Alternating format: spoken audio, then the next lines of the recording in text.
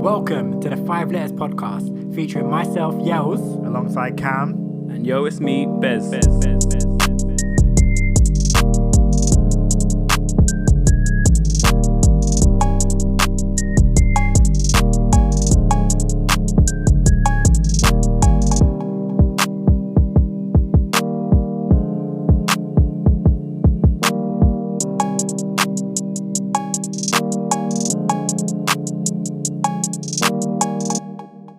That Skegman Jake Bob, yeah? Man, no. My levels are higher, that man, no. Way up. Come on, pattern this if the man, no. Drop. I've been better than them, that man, no.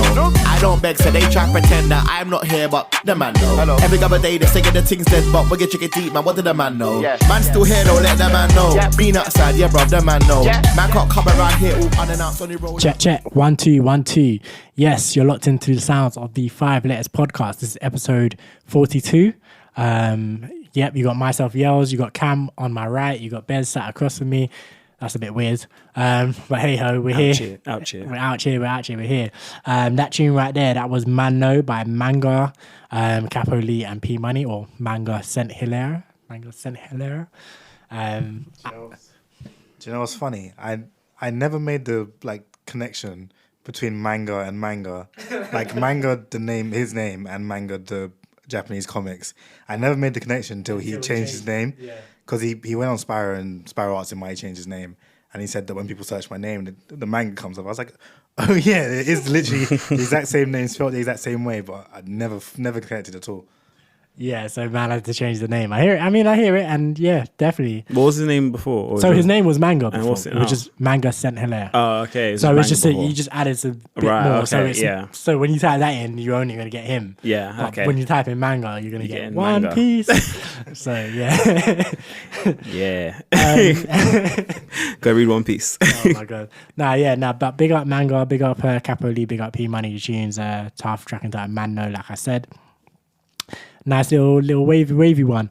So yeah, let's may as well get straight into it. Like, how's your 2 weeks been? How are you, man, doing? How's life? How's things? Like, talk to me. I'm doing good. 2 weeks. I feel like I haven't done too much these 2 weeks. I feel like I've just been at home the whole 2 weeks. I haven't really done anything. It's been a very boring 2 weeks. Actually, no, I went to work. I went into work twice in these last 2 weeks, back to back. 2 days back to back. Yeah. So on Tuesday and Wednesday I went into work. So we had like a work social on Tuesday. So I had like a group meeting and a work social. Went to Roof East in Stratford. It was pretty cool. It's got like batting cages, mini golf, archery, bowls, like Cricket batting. No, baseball batting. Like batting. I found a new respect for like baseball players because it is difficult. Yeah, like obviously we played rounders back in school, and rounders is underarm throwing it. Like it's so dead. But in this one, you have the different levels to set it. So you have like the basic, like, amateur. Then you have like beginner, club, and then pro. And like pro, it's only like 60 miles per hour. And compare that to like an actual baseball player, I think they throw like 120 kilometers an hour or something, like max speed, like around that. And yeah, it's like you can't even see the ball at 60 miles per hour. It's probably just like rapid. So that was pretty cool. And then Wednesday, went in again. I was so like in the morning, I was like, I can't believe I used to do this all the time. But then, had like a little team dinner in the evening. Nah, because obviously we, if you don't know, me and Bez live together, and usually I go to work all the time. I've always been at work since 2020, like August or something. I've been going into the office full time. The pandemic was not real for me, but yeah. So usually in the mornings, I'm up, like having my breakfast, watching like videos, stuff, just dicking around. Like I've got the flat to myself more or less. Then on Tuesday, like I was just eating my breakfast and like I see him walk past the kitchen. I'm like, what the hell is he doing over here? Like you're invading my time here, man. But then obviously we'd spoken about it, so I remembered he was going to work. But I was like, damn, man. Like, and I was like, oh no, I hope he's not going to be in like the shower for half an hour or something, because that'll mess up my time. Like I've got my timing down. Like I don't want him to start messing up my time. But no, it was cool. But it's good. Go to work. Oh, no. Like Alan Sugar said, go to work, get up. Get out of here. You don't know what you're talking about. We're going to talk about that probably later as well. But I was, 'cause obviously, normally I'd wake up. I think my alarm's set for 8 o'clock normally. I'm not getting up at 8 o'clock for that alarm, but it's I have to leave the house before 8, like around 8 o'clock. Yeah. So obviously I'm waking up at like 7. I'm just like, oh, this is pee. How was like the journey and stuff? Because that would have been the first time you were going to work from here. Yeah. So the first time I went from work to here, it was actually all right. Like the first day, Embankment Station was closed, so I didn't hear that they announced it. I had headphones in, so I had to go back. I had to go to Waterloo, then get a train back to Charing Cross, then walk. Yeah.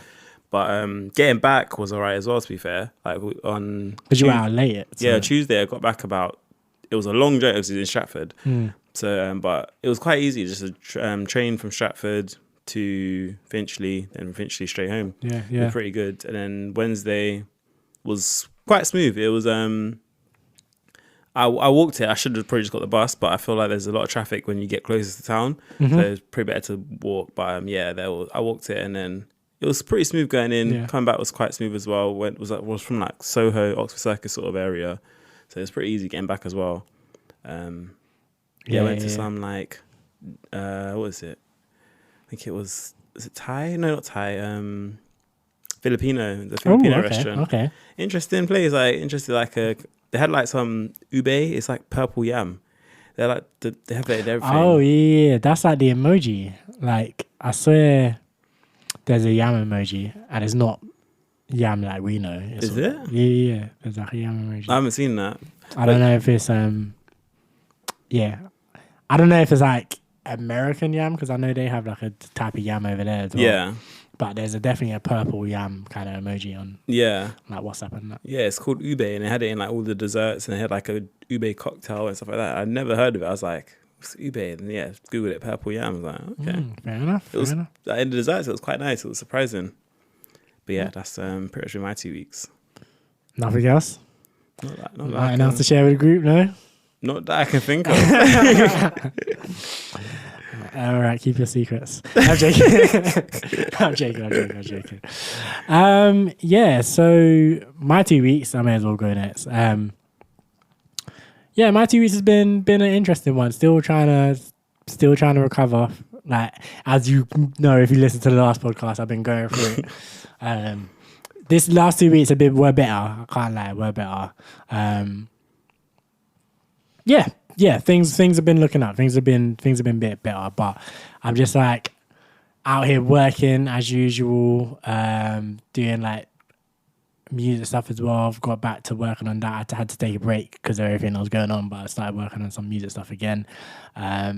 Some stuff that's actually quite exciting. I can't wait to be able to talk about it properly. Sounding decent. Yeah. Got some stuff in the pipeline that's actually kind of fun. In fact, when this episode drops, I'm going to be live on Mode FM doing like a 4-hour show. So like 4 hours. Yeah, putting in a shift, mate. Putting in a shift, hours, doing a 4-hour show. I don't have any music to play, and so between now and then, I need to figure out what I'm playing. And I definitely will. And it's going to be fire. So if you're not doing anything, come look in. What time's the set from? So it'll be 7 to 11 on Sunday. If you're listening to this after Sunday, the podcast will be available on online on Apple Podcast, on Mixcloud, on anywhere you can get podcasts like this. Anywhere you can listen to this, you can listen to that as well. And like everything will be on my Twitter at Yale's Music. But yeah, getting back into like the swing of things with music, getting like just trying to get my life back on track again, which has been good. I need to start. Do you know what? I need to start. I do actually need to start working out now that without going too deep into it. Like I have noticed, like my body is kind of already kind of getting too dependent on my new mode of transportation. Paying out already, but yeah, nah. Yeah, so I need to like actually start doing like some movements and stuff to get my walking or gym or something. Yeah, something like that to actually put my legs to good use. I can feel the knees going, you know. You know the ones where the knees are like, oh yeah, use me like too much. Stand up and they're twinging. Ooh. No, do you know what? Yeah, I live with this flipping athlete, and he doesn't help me. He don't help me. He's out here being LeBron James. He's out here being Cristiano Ronaldo, a peak physical specimen. Yeah, and then he's just letting me wither away. I'm getting fat. I've been eating like crap for a while now. It's Easter. I'm just scared getting chunky. Nah. You know what you need to do? Yeah. When you're going running, you need to give me a heads up and I will come. And we don't need to run together. Like, I'm not, because he's gonna bruise me, and he's got way more stamina than me, so we definitely don't need to run together. But I just need that motivation to get out the door. So like, if you're going, I'll come, and then like I'll arrive back like an hour after you. Okay. I don't always do just runs though. I do like circuits, and I do like 2 minutes running, 2 minutes walking, sort of thing. So I mean, I could do that. Do the little light ones. I could definitely do that. But yeah, for me, like, my thing is always getting out the door. So like, I've obviously I've spoken to you about this beds off mic, but like I've been using my calendar to kind of structure my days a bit more and stuff, and I've like put in time to do like meditations and stuff like that. Big up the Headspace app. But with that, it's so easy because it's just like 10 minutes, and it's so easy for me to be like, when I get the notification on my phone, to just pause whatever I'm doing, and be like, okay, cool. 10 minutes, boom, boom, boom, boom, boom, and then I can return to this. Or even sometimes what I do is when I get home from work, like before I start doing anything, I'll just do 10 minutes ahead, like meditation, boom. Like that's so easy because it's just like a 10 minutes quick thing. But like when I have it in my diary, I put in my diary to go for walks, and I did an hour. I was like, okay, cool, hour walk, whatever. But the problem is, I'll be in the middle of something, and then my phone will be like, okay, now you got to go walk for an hour. And I'm like, well, no. quite frankly, no, I'm not going to do that. So it's just so much easier for me mentally to get rid of that. But I'm like, if I can get into the routine of like just getting out the door, like, it doesn't have to be every day. It could be like maybe 2 or 3 times a week, where I'm just like, okay, cool, I'll get out the door and I'll walk or I'll run or I'll do something like physical. Like, and just build up that habit. I think I could get into the swing of it. But it's like, those first steps are hard. But now that the weather's good as well, that's definitely should help. Now that the weather's It's worse when the weather's good because it's sunny, it's hot, it's not as nice to run in. It's not as nice to run in, but I'm more willing to get out. Like, yeah. For me, and in fact, I don't actually mind. As a kid, I never used to mind running in when it was warm and stuff. I hated running when it was cold though. Like, because for me, it just took me too long to get to the point where I'm now comfortable because I've been running. Yeah. Like, I'm cold, then I start running, and now I'm out of breath and I'm cold. and then eventually I'll get to the point where, okay, cool, I've settled into this, my blood is pumping, like I'm okay now. Yeah. But like, it takes a minute to get to that. Whereas when I run or when I used to run in the sunshine, was more, I'm enjoying this, the weather's nice, sun on my skin, like all of this kind of thing. Boom, boom, boom, boom, boom. Yeah, it's hot. Yeah, I'm sweating more, like from the jump, but I'm enjoying it more. And then I guess the problem comes when I stop, and now I'm like dehydrated. I'm like absolutely. The sun's been in your face. Yeah. You have hay fever, you just can't breathe. I guess that's the trade-off. But yeah, I feel like I could get out the door easier when it's sunny. But we'll see. So yeah, next podcast. All right, well, we'll tell Bez, like, no one tell me off. If I don't get out running, don't tell me off. Tell him off. Right? I'm gonna make notes of whenever I ask you to come for run with me. Like these next 2 weeks, I'm gonna be on you. I'm gonna make sure. I'm gonna wait until you're back from. I'm not even gonna go during my lunch break or nothing. I'm gonna wait till you're back from work. I'm gonna be like, yo, going for a run right now. Get changed. You home from work? Get changed. We're going for a run in 10 minutes. Do you know, that would probably be the best time as well. I think because that's when it's not too warm anymore. Like, yeah. It's kind of settling. It's just nice and kind of settling. Yeah, no, I'll be on that. And even if you were going gym or whatever, because your gym is not too far from where I work and stuff. Like, again, depending on timing or whatever, like an after work session could be done. Again, I ain't doing what you're doing, but it's just the motivate. Like when you got someone else, like that motivation to actually do it is like it's stronger than when you're like by yourself. Yeah, because when you're by yourself, you're just like, whatever. So I'm like, I just need to build up that routine, and then if I can get that, then I can easily start doing stuff by myself as well. In theory, okay. But yeah, I'm going gym tomorrow morning, so Yeah, no, yeah, cool. No. That's the easy one to say. Yeah, I'm there. I ain't doing nothing else tomorrow morning. All right, cool. Other than sleeping. so as long as I'm awake, man, it's there. What was I gonna say? Yeah, I think that's more or less. I haven't really done anything these last 2 weeks. I saw Doctor Strange, which I think we'll talk about a bit later as well. Doctor Strange and the not so mad multiverse, or multiverse of light madness, I guess you could say. Just, you know them ones. You know, like someone who's not like legitimately crazy but believes a couple conspiracy theories. Damn. Damn. I'm sorry. But yeah, no, I don't think we got what we were promised in terms of madness in the multiverse. But hey ho. Yeah, that was more or less my 2 weeks, man. Well, how about you, Cam? How you been? For me, a fairly eventful 2 weeks. Starts off with the bank holiday. I actually left the house on that day. Ooh. Was in Central for like a few hours. Jeez. With the man them, just walking around really. Gang. We actually went down to Forbidden Planet, which is what prompted me to buy the thing that I bought. Tell us. The Blackest Night. Yeah. So Cam walks in today, right? And he puts down his bag and he pulls out the fucking World Encyclopedia. Nah, it may as well have been. Like, it's this big, chunky, hardback book, yeah. I'm like, Cam, what is this? So I open it up and I see that it's comic book pages inside. And when I say it's comic book pages, I mean it must be like 500, 600, 700, probably more than that. I'd say probably more. Like, we're probably passing thousands of pages in there of this book. Like, it's a whole weight to pick it up. Like, with one hand, you're kind of like, woof. like it's chunky. And I'm like, Cam, what are you doing? He's like, I'm reading it. He's telling me it was £80 and that was discounted from 140 something. Jesus. Like, talk to us. Tell us about this.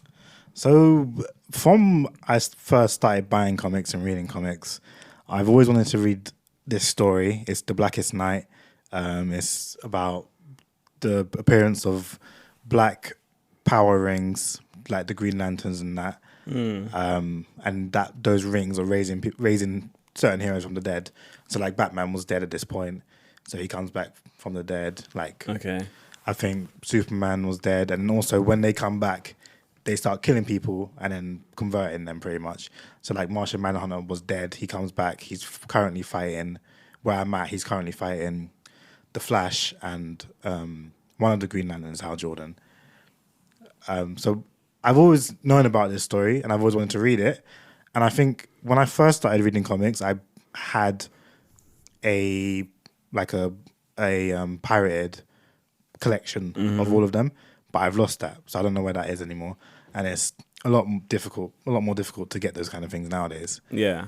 So I was like, what's the easiest way? And that was the easiest way. Rather than trying to buy all the separate comics and have them, I was like, it's the easiest way. And it's difficult. Of course, it's going to be difficult to read because it's thick as hell. But it's the easiest way to have all the things and read it. When I tell you, it's literally the size of I don't know what, like, I'm like, I can't possibly see anyone actually sitting down and reading this. I would say it's probably similar size to the PS5. It's not far off the PS5 size. It's not. I think it might be thicker than the PS5. Looking at it now. It's literally like, it's fully one of those books. Like I was saying to him, it reminds me of like a dictionary and stuff, because it looks like one of those reference books that you see in like a library. Yeah. Like, where you're not meant to read the whole thing cover to cover. You're meant to just know what you're looking for. Go in, you read maybe a couple paragraphs worth of stuff, and then you close it because that's all you need. It's a big book with lots of information, but at any one time you only need bits and pieces of it. You're not meant to be sitting there turning from page one, turning through all the pages. So I was saying to Cam that like it's definitely a collector's item. Like when they released it, they didn't release it for people to buy and read. They released it for people who read it and enjoyed the story already to just own. Collect and own, yeah. Yeah, and they probably never read it. They probably never look at it again. They just have it on their shelf somewhere. But yeah. I get that and I understand that. And I know it's difficult to read because I've been reading it. But I wanted to read it, and this was my best because obviously they're not just these are not just in the shop anymore to buy, and to go online and find all of them is probably going to be difficult also. So How far back is it? Does it go? I think it's like 2009 to 2011. It was running all of the. You could probably buy like various. That's what I was going to ask though. Don't they have a version of that that's volumed? Like, firstly, and secondly, if they don't, you could probably buy volumes of like the individual comic books whatever it was running on and stuff like that as well. I didn't see a volumed version, and then also buying all of the individuals just sounds like a headache. So yeah, because it's like over 50 volumes, single issues. Yeah, so it's long to get all of those, whether I'm buying the volumes or whatever. So I was like, this is the easiest way that I can see right now in that moment to get it and actually start reading it. And I'm hopefully going to get through it, or maybe I won't. Maybe I'll just have it as a collector's item that I never finish, and that'll be whatever. But yeah, so that was Monday. Was doing whatever in Central, went to Forbidden Planet. That was fun. And then I also went into the office on the Wednesday last week. Okay. And then I have to go in next week as well. But yeah. Really, everyone's finally getting back to work. I love it. But I'm not even doing work when I go in. It's a day off for me because we're doing training. So I just go in there, sit down, chill. I literally don't care whether you're working or not, as long as you have to get up early, travel, and go to the office where you have to see colleagues you might potentially not even like. I quite like my colleagues, like my team. Anyway, but yeah, as long as you have to do that, I don't care what you do once you're there. But as long as you have to go through that struggle of getting there and getting home and stuff, I'm happy. Get back to work. It's horrible. Yeah, and I've started doing the full time now as well. So my whole schedule's flipped up because obviously before I was starting work at 10 o'clock. Now I wrote it in so I could start at 8, 9, or 10 any given day, which is long because like this week, 2 days I started 9, then I started 8, then I started 10, and then I started 9. So the 8 and the 10 was messy. Yeah. Because obviously if I wake up at 8, by the time I go to bed, I'm hella tired. So to wake up at 10 was a struggle as well, even though that's the later time. I found it easier to wake up at 8 than I did to wake up at 10. Yeah. I was like, what is this? But yeah, so I've been doing that. And obviously on the Sunday, came around here, played a couple 2-2 games. Played that. Yeah, so we played Detroit Become Human with a bunch of our siblings on that. And we did not do well. I mean, let me tell you that. Like, in terms of the endings for the characters, like, yeah, it was sad. It was depressing. I think Marcus's ending was okay. Yeah, but the rest of them, the endings we got for the rest of them, was tragic. So we have said that we're gonna try and play like maybe not the whole game again, but we'll do like some of the chapters and see if we can get like different endings and stuff. But it was rough. It was a fun time because we had like food and we had like cake and ice cream and we all sat together as like siblings, and my nephew as well was here and played the game, ran some jokes, whatever, all of that. For those who don't know, anyway, me and Cam come from a big family, so we got quite a few siblings. Yeah, we were all like here playing games the other day, but yeah, it was bad because you've like seen other endings, haven't you? No, I've actually never seen the ending of the game. I've only ever seen like the first few chapters, like because I feel like everyone who I've never played the game myself, but everyone who I was watching play it stopped after a certain point and never played through the whole game. So I never saw the whole game to the end. So this was my first time, and that was great. He doesn't care about the misery. So I played the game, and I've seen different endings for all of the characters, and yeah, this playthrough was it's just obviously, as you know, Cam, you just got bad at it. Actually, you know, I don't know why I'm tiptoeing around it. Everyone died apart from Marcus. I don't know why I'm tiptoeing around it. Like, Connor was killed multiple times. Obviously, this game's old now, so if you ain't played it by now, then oh well. There's multiple endings as well, so you can't really spoil it. This is true. But yeah, our Connor got killed multiple times, like so many times, and in the ending, he was killed. What's her name? Kara. Yeah, Kara. Kara, Alice, and the big guy, Luther, all dead. The only person that survived from Marcus's entourage was his babes. I can't remember her name. I don't know why I'm blanking on all the names, but everyone else in his little crew dead out as well. Like it was bad. Just people Massacred everyone. Everyone, we were trying to save him. We just weren't good enough. Our decisions making was just not levels. But no, it was a fun evening regardless. And I think we'll play again and we'll sort it out. We'll do it right next time. Yeah, but I mean, other than that, I've just been doing like my speedrunning thing, having a good time doing that. I've never played a game through so many times in a row. It's crazy. Yeah. Because I've completed the game now like maybe 10, 15 times plus. And it just gets more and more fun every single time. It's crazy. Is it a game like you're meant to try and speedrun, or is it just... Yeah, so if you play the game, it feels like the developers were designing it to be speedrun. Mm-hmm. So it's very good in that sense. Because like, in a lot of games, if you die, it takes forever to respawn, but this is like pretty much instant. Okay. You die and you're back in doing what you're doing. And there's like so many speed techniques and stuff to like, in terms of movement, to just move faster. Mm-hmm. So it's so good and it feels so good to play. So I'm like, as I said, I'm down to like an hour now. So I'm just trying to get below an hour and then below 50 minutes, below 40 minutes. Hopefully I can get down to around, not actually world record pace, but if I can get down to 30 minutes, half hour, then that's close enough because the current world record is like 26 minutes. That's nuts. Yeah, it's crazy. That's nuts. 20 minutes to complete a whole game. Yeah, it's mad. Like have you ever watched like a speedrun of anything? I've seen like the ones with the axe when they're like dragging this, they have to climb. They're in the bag and then they have to like climb. Getting over it. Yeah, I don't know. Is that what it's called? Yeah. I've seen those ones, but I haven't watched like the full video. Just kind of seen clips of it. Yeah. I mean, it's crazy to watch people speedrun. Like that game, it takes them like a minute and a half, something like that to complete the game. Yeah. And most people will take them like days.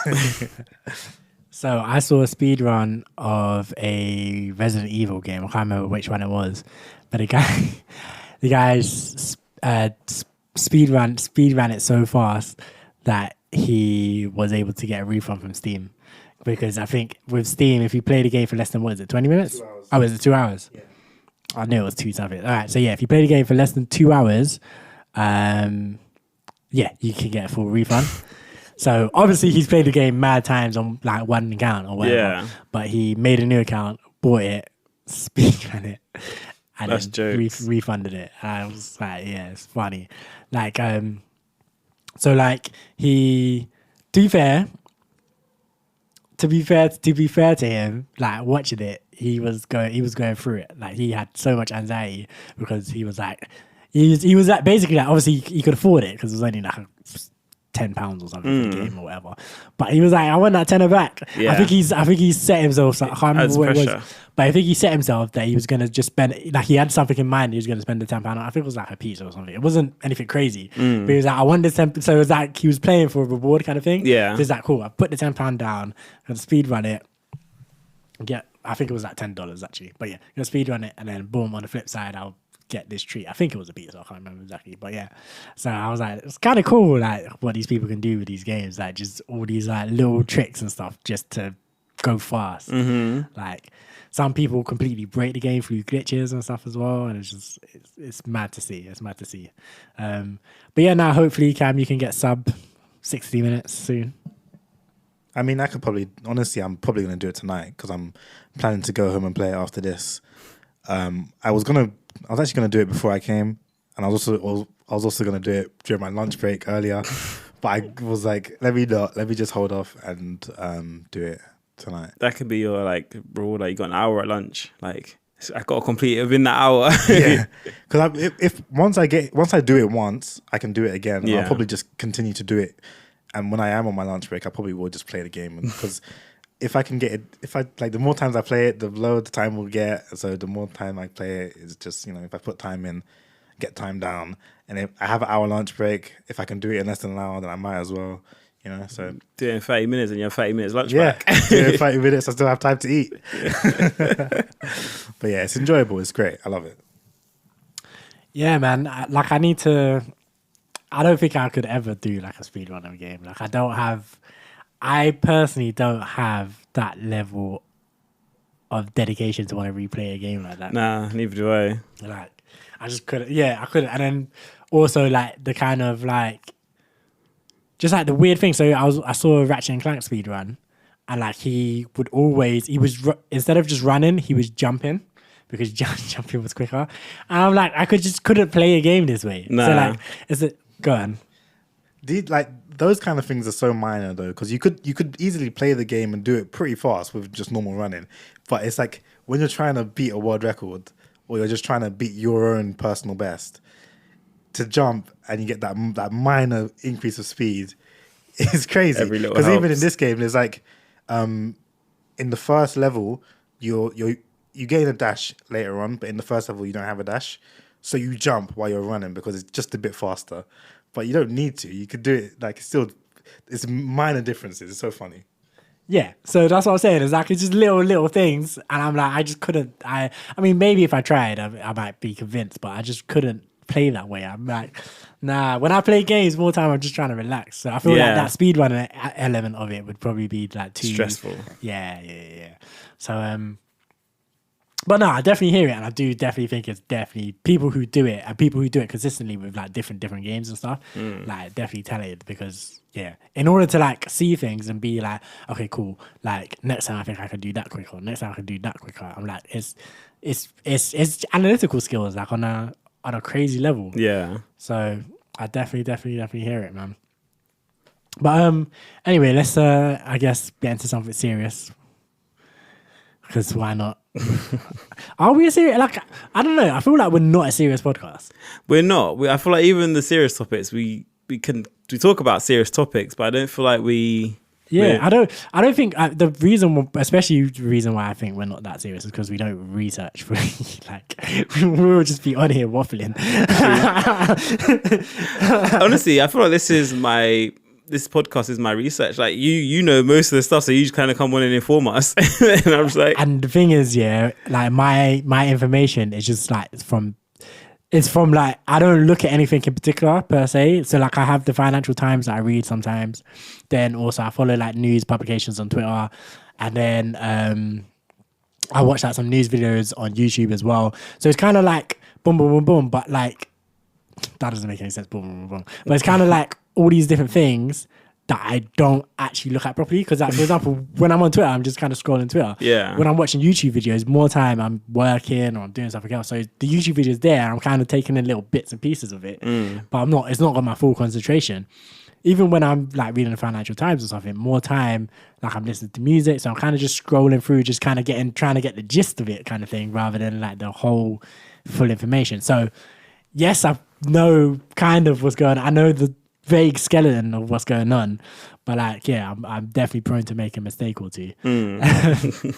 Which is why, I say we can give you some information, but definitely if you're interested, go check it out in better detail because we're not a news podcast like that. But cost of living crisis, let's talk about it. It's did you not see Prince Charles doing the Queen's speech? I didn't watch the video, but I saw an image of it. You saw an image of it? Yeah. Describe what you saw. See an old man sitting on a gold throne talking about we need to do better because the price of things is going up. The worst gold throne that we paid for with our money.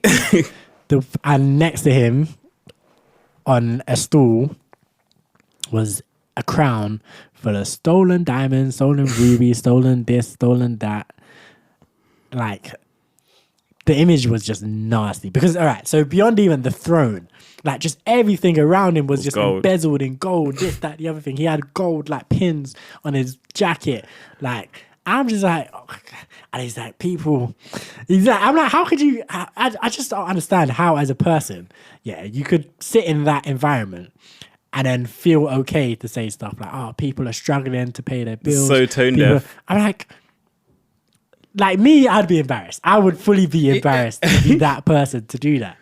You think you sit there and be like, is this okay? Like, I'm sitting on £1 million basically, probably more, of stuff, and saying that people are struggling. Because, and the thing is, and it's only because it's royalty, because you can't really picture any other celebrity. Like, for example, you see Marcus Rashford when he's doing his stuff. Right? Yeah. Imagine if he was posting videos and he was just sat in a Lamborghini, like when he was talking about, like, kids are starving. Yeah. And he's just sat, like, just the optics of that wouldn't be right. Of course, he's a very wealthy man. We all know this. Yeah. But it's about, like, you knowing when when you talk about certain things, you don't want to be also flaunting your wealth at the same time. But because even like in that case, like when Rashford was talking about all that stuff, people were saying, oh, he's bought a house for his mum, he's bought a house for this person. And that's not even him publicly flaunting it. It's just him doing it. And then people talking about it. But when it's Prince Charles, it's only because it's a British institution. This is our part of our country. It's a whole British institution. I'm like, it's so bad. Burn it down. Nah, literally, I'm like, boy, the Queen is on her last legs. That's why she didn't do the speech, isn't it? Because she's Elizabeth. I don't like calling her the Queen. I tried to call her Elizabeth. Lizzie. So Elizabeth's on her last legs. We got Platinum Jubilee in two weeks. She better make it to at least that, because we got good bank holiday coming from that. So. We'll still get the bank holiday. Yeah, but if she does after, we get another bank holiday. That's true. We get like a week off or something for tomorrow. But I'm just screaming, like once Elizabeth is gone, that should be the end of it. Like, as far as I'm concerned, that should absolutely, like, it should have been the end of it ages ago. But I'm like, I can wait. I don't think Liz is making it out of this year, honestly. No. So I'm like, a few more months, whatever, boom, boom, boom, boom, boom, and then get rid of it. Just get rid of it. It's time. It's been time. Like, it's so necessary. And I'm just like, and the thing is, the reason why I'm willing to wait until Liz is gone is because, okay, I don't like her personally. But I can understand there are loads of British people that like her. Mm-hmm. But I don't think that extends the same way. Like, there are people who like Charles and there are people who like William. But I don't think it's levels to what the level that Elizabeth gets. Way. So I'm like, okay, cool. We'll let Lizzie have her time. She can say like whatever. The monarchy didn't fall during her reign or whatever because she's no longer here. And then once she's gone, like, we can be like, all right, cool, get a job, you man. Like, get an actual job. Like, what actually changes when the monarchy goes? What do you mean if we were functionally, what changes? So if we were to become a republic and got rid of the monarchy, what would that mean? Yeah. So for example, if you want to look at America, they have a president as the head of state. So that means your head of state is elected, essentially.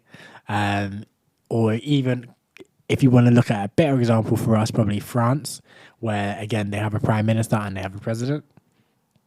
Prime minister is in charge of the legislature. I can't even say that word. Prime minister is in charge of laws. It's essentially putting it simply, and the president is more in charge with running the country day to day kind of thing, if that makes sense. So where we're at today in the UK is that the Prime Minister does both, and the royal family, or more to the point, Elizabeth, is the figurehead, and she's a symbol of the Prime Minister's power kind of thing. So the Queen's speech, literally, this is why Charles was talking about cost of living crisis, blah, blah, blah, blah, blah, because the Queen's speech, Charles is setting out the priorities of the government with regard to running the country. In practice, this works out in that the government gives them, this is our priorities, you go and tell the people. But in ancient times, it would be that the queen or the king or whoever would be like, I want my parliament to do this. So the queen's speech or the king's speech would literally be them saying, this is what we're going to do. Whereas now it's kind of like the government gives it and then they tell it back to the government kind of thing, just because of the ceremony of it. But essentially, yeah, we would probably, if we got rid of the monarchy to become a republic, we would probably get a president. And I don't know if they would actually divide up the power. It might be, some places have a president that's literally pretty much ceremonial as well, whereas pretty much the same kind of thing that happens here, except this person's elected and they serve a certain amount of time, terms and whatever. And I doubt it would be as sit on a gold throne, blah, blah, blah, of it all. But I think it could still be ceremonial, or depending on how it happens, it could be literally that we have, they kind of split the power between the prime minister and the president like they do in France. And it's good in France because it does mean that you can have the prime minister from one party and the president from one party, and it creates a kind of balance of power where it's not just one party just dominating the country kind of thing, which has pros and cons because that could mean that nothing gets done because they cancel each other out, or it could mean that better things get done because they kind of force each other to do good things and they stop each other from doing stuff that's not so good, I guess. But yeah, you wanted to say something? Yeah, so I mean, I was going to say, it sounds like not much would, in terms of what is done, not much would change in terms of who's doing things. I mean, obviously you said if we got a president, then the president would be doing what the monarchy is currently doing. But I mean, they're not really doing anything at the moment. So taking them away doesn't really. I'm not saying. Are you saying that they shouldn't be taken away? No. I was just wondering if they actually do anything right now. That's all I was wondering. Oh yeah, no. The monarchy, like in terms of the running of the country, like they do stuff in terms of like just royalist bullshit, like going on their frequent tours and stuff like that. So they do all of that stuff. But if you're talking about purely running the country and stuff, yeah, they're literally just a figurehead. They do what the government tells them to do. There's like loads of ceremony. There's ceremonies and stuff that they conduct, but under law they have a lot of power, but they don't use a lot of those powers, and they use certain powers as instructed by the government. So I think I've always said, like, since I've learned about this, because when I went to law school, I learned about the British Constitution, in air quotes, because we don't really have one. But when I was learning about that stuff, and I was hearing about all the powers that the Queen supposedly has and all the things she could do, I was like, I just wish she did it. Like, I was just like, because I want to see what would happen, like, if she started doing these things. Like, for example, when Parliament votes on a bill or something to make it a new law, and they say yes or whatever, it has to get royal assent, which means basically it has to be signed off by the Queen. As it happens currently, obviously the Queen just signs off everything because she doesn't. But she technically has the power to say no. So I've slightly just wanted her to do that and just to see what would happen. Like, I personally think as soon as she did that, it would probably be the end of her. But I reckon some people would back her. And I just think those people would be mad. Do you think, like, would they throw her under the bus if she, like, so let's say the government tried to force something through and she said no? Do you think the government would be like, well, we can't do this because of the Queen? Or do you think they'll just be like, we can't do this? It's not possible. I think at that point, she would lose every single ally she had in government. So, like, there's a lot of people in government right now that obviously are very, very supportive of the Queen and everything like that. But if they legitimately, like, voted on something and said, yes, we want this to happen, like, I'm sure people who voted against it might be like, no, we have to respect the Queen's wishes, whatever. But if it's been approved, that means a majority in Parliament want it. And I think the entirety of that majority would be like, fuck you, bitch. like from that moment, they'd be like, no, absolutely not.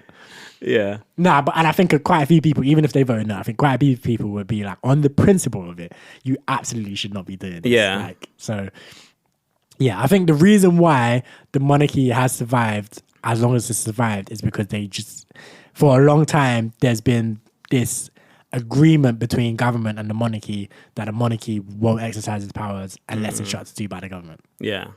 Like, and just because of that, it's basically a gentleman's agreement at the end of the day. Like, literally, like I say, the laws of this country say the Queen could do so many things. Yeah. So technically, she could actually do these things.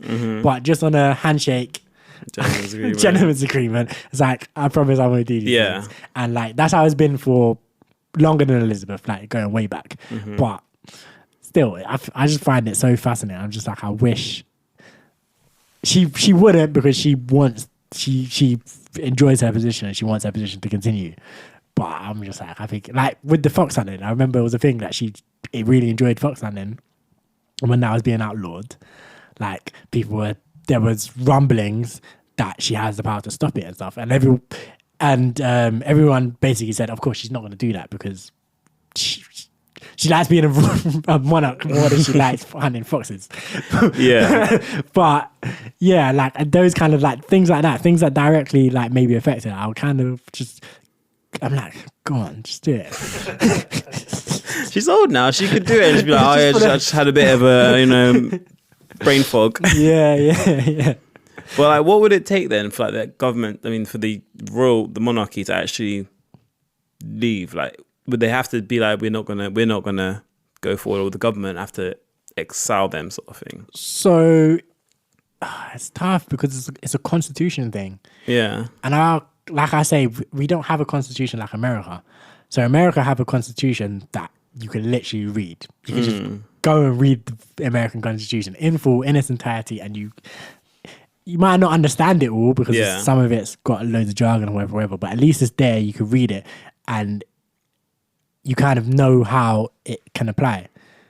Well, in theory anyway, if you understand it, you'll know how certain things apply, whatever. The British Constitution is uncodified. What that means is it's made up of, I guess you could say, various laws that were passed at various different times by various different governments, and it's just like, okay, so this law from 17 something says this, but this law from 18 something says that, but this law from 1600 and something says that. And they all kind of slightly different, and they talk about something that's slightly similar to but you've got to interpret the three laws together to find the correct answer. It's quite confusing. So basically, the way I think the monarch would have to be gone, because it's a constitution thing, and because there's no what's the flipping word? Precedent. There's no precedent for it. Yeah. I think the most likely way would be for a referendum. Right, so they have to vote. Yes, but that would mean it would need support in Parliament first, because in order to get to a point of having a referendum, the government have to call the referendum. So I think it would literally be, we would have to have a prime minister that was a Republican that wanted to get rid of the monarchy, and I think it would have to be So okay, I want to get rid of the monarchy.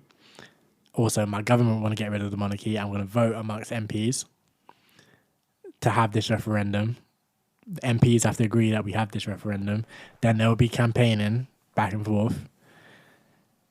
And then it will be put to the people. I feel like that's never going to happen. Like, even if it got to the people, I still think they would get voted in. So it wouldn't happen. Yeah, I don't think it would happen. It's not happening with Boris and them. It's not happening with. It would. I think. Do you know how wild it would have to be? So I think we'd probably need like a Liberal Democrat government or something like that, and that's just not happening. So, because I think there are quite a few like Liberal Democrats who are Republican. Yeah. But yeah, I don't see them getting close to any kind of power anytime soon. So yeah. But I want it to happen so badly. I just like I understand that the chances are it'll be happening low, but I want it to happen so badly. So instead, because it's not going to happen here, what I really, really want is all the countries to drop the Elizabeth as their head of states. So Caribbean countries like Dominica's Republic, like Grenada, like where we're from, Jamaica, they have the Queen as their head of state, and then what they have is a Governor General who does the ceremonial stuff. But the Governor General is given his powers from the Queen. Again, in theory, it doesn't make a difference. But like for me, it's just the symbolism of it I don't like. So I'm like, get rid of the Governor General and the attachment to the Queen. Get your president. They can do the exact same thing as the Governor General, but they just have the power because they've been voted as the president of this country, rather than this whole thing of the Governor General, who I think is still voted in, but in theory is getting their powers from the Queen to act, and the Queen can overrule them at any time. Blah blah blah. I'm like, no, get rid of that. That's so weird. Like, because the Queen don't care about them countries at all. Like, you know what I'm saying? You know what I'm saying? You would think the Governor General would just be like, nah, we're not ruling with her anymore. Yeah, which is why Barbados obviously did it. They did it recently, didn't they? Yeah, the other day, and I'm like, yeah. Like their president is literally ceremonial. Like I was reading an article and it said, yeah, their new president is going to have little to no power and little to no effect on anything, but they've just gotten rid of that colonial attachment. Essentially, could like kill that dead, chop it off. What happens to Donnies who are like sirs and dukes and duchesses and them, man? Are they staying what they are, or do they lose them titles? Probably not. I have no idea, honestly, but I doubt it.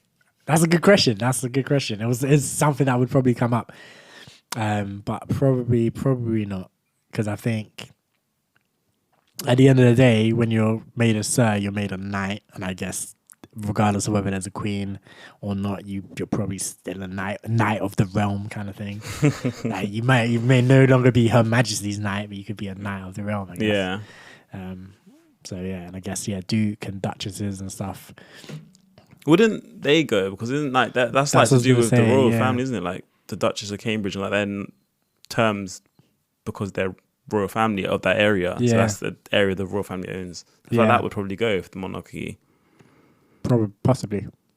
I don't like the whole Duke and Duchess thing either. It's just like whenever it's like someone will tell me, oh, the Duchess of Cambridge, I'm like, who? They're like, Kate Middleton. I'm like, oh, yeah. Like why just say the name? Like the Duke of Edinburgh, who was Philip, wasn't it? Mm-hmm. And then I'm just like, I don't know. Why just say the names? I don't know he's the Duke of what and the Duchess of what. I don't care. It's so self-important. Like it's like no one cares. Literally, like. The Duke of Edinburgh. No one in Edinburgh likes you, bro. But yeah, no, I hear it. What would happen to like Buckingham Palace and Windsor Castle? Do you think they would get evicted, get chucked out? Do they not own these things? Like personally, yeah. The Queen owns everything. Ask your question again because I don't think people heard you. I said, do they not own these things like the castle and that? And I said the Queen owns everything. Technically, like the Queen owns all the land she wants. Basically, I think that's that's why it's a massive constitutional question, because it would reorganize the country in more ways than you can imagine, like stamps, money, like all these things. Put me on the money. Put me on a $50 bill. But literally, yes, stamps would have to change. The money would have to change. Like, Does it have to change, or would it just change? What do you mean, would it just change? I mean, do they have to change it? Can they not just keep her face on it? Of course they could, but I'm like... It'd be strange, wouldn't it? Yeah, it's odd, because now it's... But the money's going to have to change anyway when she dies. This is what I was going to say. Everything's going to have to change anyway, because you're going to have to move from her to Charles. And I'm like... this is why... Cashless society, mate. I always spend nobody with Charles' face on it. But this is absolutely why I'm saying when Elizabeth dies, it's the perfect opportunity. Because I'm like, okay, we have to make these adjustments anyway. So I'm like, rather than making the adjustments to change things to Charles, for example, everything is going to have to go from Her Royal Highness or Her Royal Majesty or whatever to His Royal Majesty. Yeah. So like HMRC or whatever, like everything, like literally their letterhead at the bottom or something says Her Royal, like it's all Her HMRC, Majesty, yeah. Like their logo and stuff is HMRC, which is fine, but like I think at the bottom it says Her Royal Majesty. Da, da, da. I'm like, you're gonna have to like that little bit at the bottom. You gotta change that her to a his. Like, I'm like, all right, cool. This perfect opportunity to like scrap all that and just get rid of it. Literally, it doesn't need to be Her Royal Majesty, His Royal Majesty, anything. Just call it the Taxman. Charles has been waiting for this moment that he's going to take that throne. Like, he's been waiting for so long. From he was born. He's he's been waiting. He's been like, Lizzie's 400 years old now. Yeah, like he reached like 40 and he was like, what? Exactly. He's been waiting. He's like, why is she not stepping down? Do you know what the funny thing is? Yeah, there's rumblings of skipping him because he's so old. And I'm like, from when you said that, like, obviously the money's going to have to change and put his face on it.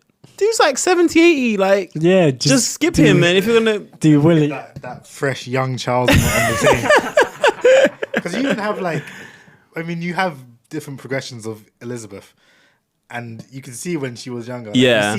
When we were younger, you could see those kind of things like the old school coins and that. Yeah. From like back in the 70s or whatever. Yeah. You're never gonna get one of those with Charles. She's an old man. Yeah, no, fully old man vibes. And to be fair, I don't think his silhouette is gonna be smacking like. I ain't gonna lie to you. But you know what? Like I say, I have no love for the woman, yeah. But I gotta say, her silhouette looks okay. Like, yeah. I can't imagine Charles's silhouette. To be fair, I don't know. I feel like his silhouette now will probably look better than when he was young, because I've seen like pictures of him when he was younger and he probably looks like, you know how like Americans just mock us. Yeah. He looks exactly like that. Like the my big nose, big ears, big teeth, like small head. Like he's exactly like that. He still looks like that, but he's older, so he looks a bit more mature with it. Yeah. I can't. Just put Meghan Markle on the money. Oh my I feel like any guy that you put on our money just doesn't work, because like all Americans guys are all old bunnies, so they dress differently, so their silhouettes were just more. Now you catch a man in just a regular suit, just flat. It's nothing. Nah, you're not wrong. But maybe they'll dress him up. Maybe they'll dress him like he was dressed in Pretty well the army. big, yeah, the army thing and like a little sword in his hilt. But it's all behind the back. Bro, I'm just ready for all of it to be tired. So I think you asked what would happen to the palace, or one of you asked. I'd ask, yeah. What happens to the palace? So Ash Sakar, I think her name is. Oh yeah. Yeah, like I just see her her on on Twitter. Twitter, Yeah, I think she's a journalist. I don't know what she does exactly. Yeah. But she posted a clip of her on Jeremy Vine's show, and she said, just turn Buckingham Palace into social housing, and I was dying because I was like, yeah, let's do. She was like, you see all these homeless people, like they need somewhere to live. Buckingham Palace is right there. Let's do that. The country would riot. They would. The white people in this country would riot. Oh my, that would be so good. But you see how this country's sick? Because yes. how is that something to riot over? There's nothing to riot about at all. That's something that you like. I'm proud of my country. They've just housed 1,000 people in an empty building. Like, yes, exactly. That's exactly what it should be. Like, yeah, we're doing something good for the people of this country. Exactly. People who are down on their luck would do something good, but no, they would actually be up in arms. When this electricity bills are skyrocketing, when houses are flipping unaffordable and all of this stuff, no riots. No, everyone's happy with it. Everyone's okay. Everyone's calmly. Everyone's just doing Twitter fingers. And no one's out here on the streets, yeah, going mad. Everyone's calmly doing. But I swear to God, if literally like anyone like said, yeah, like anyone, I mean, like an MP or something, if any of them said, like, yeah, no, let's turn fucking Palace into social housing, like tomorrow there'd be people on the streets. Like, it would be absolutely not. It would be crazy. Even just trying to feed these children, these lot weren't happy with. So imagine just trying to put like people down on their luck in Buckingham Palace, the figurehead essentially of this country. Like, yeah, they would riot. Like, I'm living in a 2-bed flat. They get to live in Buckingham Palace. Bro, I didn't even think about it from that angle as well. I was thinking of it from the angle of like, this is the Queen. Family. Yeah, there's that as well. But then the angle, you're not wrong though, because there would definitely be the angle of, hold on a minute, I go out, I work hard, yeah, and then I have to come home to my little 2-bed flat. These bums who ain't doing anything get to live in a fucking palace. No, it's not right. The government might go in and just make the inside dead. Like the outside's nice, but everything else on the inside is just dead. What you say is sleeping bags, yeah? Yeah, like no beds. Just tents and sleeping bags everywhere. Tents and sleeping bags inside. Like, man. But nah, I fully agree with that. I think it's not what would be done. I think what would probably be done is it would be turned into a museum. Yeah. But I think that would be the best thing. I honestly strip it down. Just strip it back. Like, because it doesn't need to be what it is. Nah. Take all the fancy stuff. There's a lot of land in that area. They're building flats everywhere now. If they want to build, that's what I'm saying. There's a lot of space Strip there. it back. Sell off everything in there that's worth money that belongs to you. Anything that shouldn't belong to you because you stole it from other countries, send it back. And then, renovate it, build up the area, boom, boom, boom, boom, boom. Social housing. I'm just thinking, this would anger the country so much. It would be brilliant. It would be brilliant. I feel like there's so many people that just don't care though also, like on the other side of things. Like yeah. Our generation, I'm sure most of us just don't care about most of it. I think this is where we get in our London bubble. Yeah. So our generation in London absolutely could not give it to us. But I think when you start going out of like the metropolitan areas, like into like smaller towns and stuff, there are definitely people who have just been brought up in, this is our British tradition of this is the Queen, and like obviously other parts of it as well, but that their Britishness is tied into supporting of the royal family, whatever. Like, I'm just like, just because something's been done doesn't mean it needs to continue being done. Like, scrap it, get rid of it. Boom, boom, boom, boom, boom. So obviously, people would be so mad, but I'm all for it. But in terms of the cost of living crisis, right? So the Labour Party have been saying, I kind of want to get you lot's opinion on this or what you lot think. So the Labour Party have been calling for a windfall tax on energy companies because energy companies have basically been reporting that they've been making the most profit they've ever made ever. Like, I think it was E.ON made more profit than they ever made in their entire existence. Yeah. Like, and this is all while raising bills on people.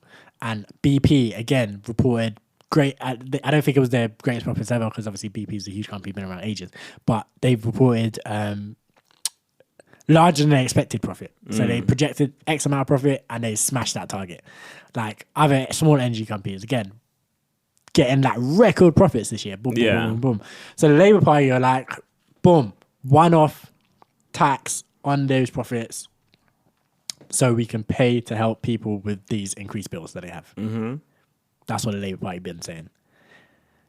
However, the government are saying, we're not going to do that because we want companies to invest their profits in renewable and sustainable energy sources and all of these kind of things so that, in theory, they could eventually lower bills in future. What Fez is rolling his eyes. It's bullshit. It's just such bullshit. It's like they're just making excuses to not lower it. Really, they're not going to lower it ever. They're going to increase. They're going to continue to just rise. And this is what I was going to say because I was going to ask you lot's opinion. But my thought is, I'm like, why would they even do that? Because there would be no reason for them to lower the profits. Exactly. Like, not lower the profit, lower the prices. Yeah. So like, all they would do is if they find a way to get cheaper energy, they would just make more profit. Exactly. They're not lowering prices. Exactly. They'll be like, oh no, the prices have been this level for because it's not going to happen overnight. So it might be in 10 years when they finally start being able to get cheaper energy or whatever. And they'll be like, no, the price has been like this for 10 years now. So why would we start lowering prices now? Exactly. Like, nah, let's just keep it the same. And then we'll just absorb that And profit. then we'll just make more profit. And then what we'll actually do is we'll keep looking to make it even cheaper. And then when we make it even cheaper, we're just going to take those profits also. And then we're going to keep looking to make it even cheaper. And then never at any point are they lowering prices. They're going to keep creeping up. They'll keep creeping up. The prices will just keep creeping up. Boom, boom, boom. And this is why I'm like, okay, this is the first time in a long time where I've seen some of the Labour Party have been like fully saying, I'm like, for the first time in a long time, I'm like, I fully agree with you. do tax them one time. Like you've made. I don't think it should be one time. They should tax them regularly. Tax it. They should tax them regularly, but I'll let them off because this circumstance is kind of unique, I guess. Yeah. So I'm like, cool. And then also, it's hard to sell it to energy companies. Yeah. If you say, nah, we're going to tax you every time, then I get the idea of, okay, they're not going to do that. But if you say, all right, cool, we'll do this once because your customers are struggling. We'll tax you. We're going to take your profits and we're literally going to give it to your customers so they can pay the bills that they owe you. So you're getting the money back. So you're getting the money back anyway, but it's just going through a little bit of a cycle kind of thing. And I'm like, absolutely do that. Yeah. Because people out here struggling. Like, struggling. Like, I don't know if you lot heard that story of that old lady, Elsie. Nah. Did you, Cam? Nah. So on, I can't remember who's. So, Boris Johnson was being interviewed by someone. I want to say Kay Burley from Sky, but I could be mistaken. Basically, she was interviewing him, and she was kind of on his neck, right? And she tells the story of this elderly lady, I think she's 70-something, who wrote to her and told her story about how her energy bill has gone up ridiculous amount. I can't remember exactly what it was. And she basically said that she wakes up early, gets on the bus and rides the bus all day because she doesn't have anything to do. So all she would be doing is being at home chilling. Yeah. But rather than being at home chilling and using electricity maybe to warm the house, maybe to watch TV, boil the kettle, do all these things, she just goes and rides the bus for the day and then comes back. And she eats one meal a day because she can't afford, because to pay her energy bill, she can't afford to have 3 meals. So she has 1 meal a day. She rides the bus all day to prevent using energy at home. And sad state of affairs. So people who are like that are really struggling.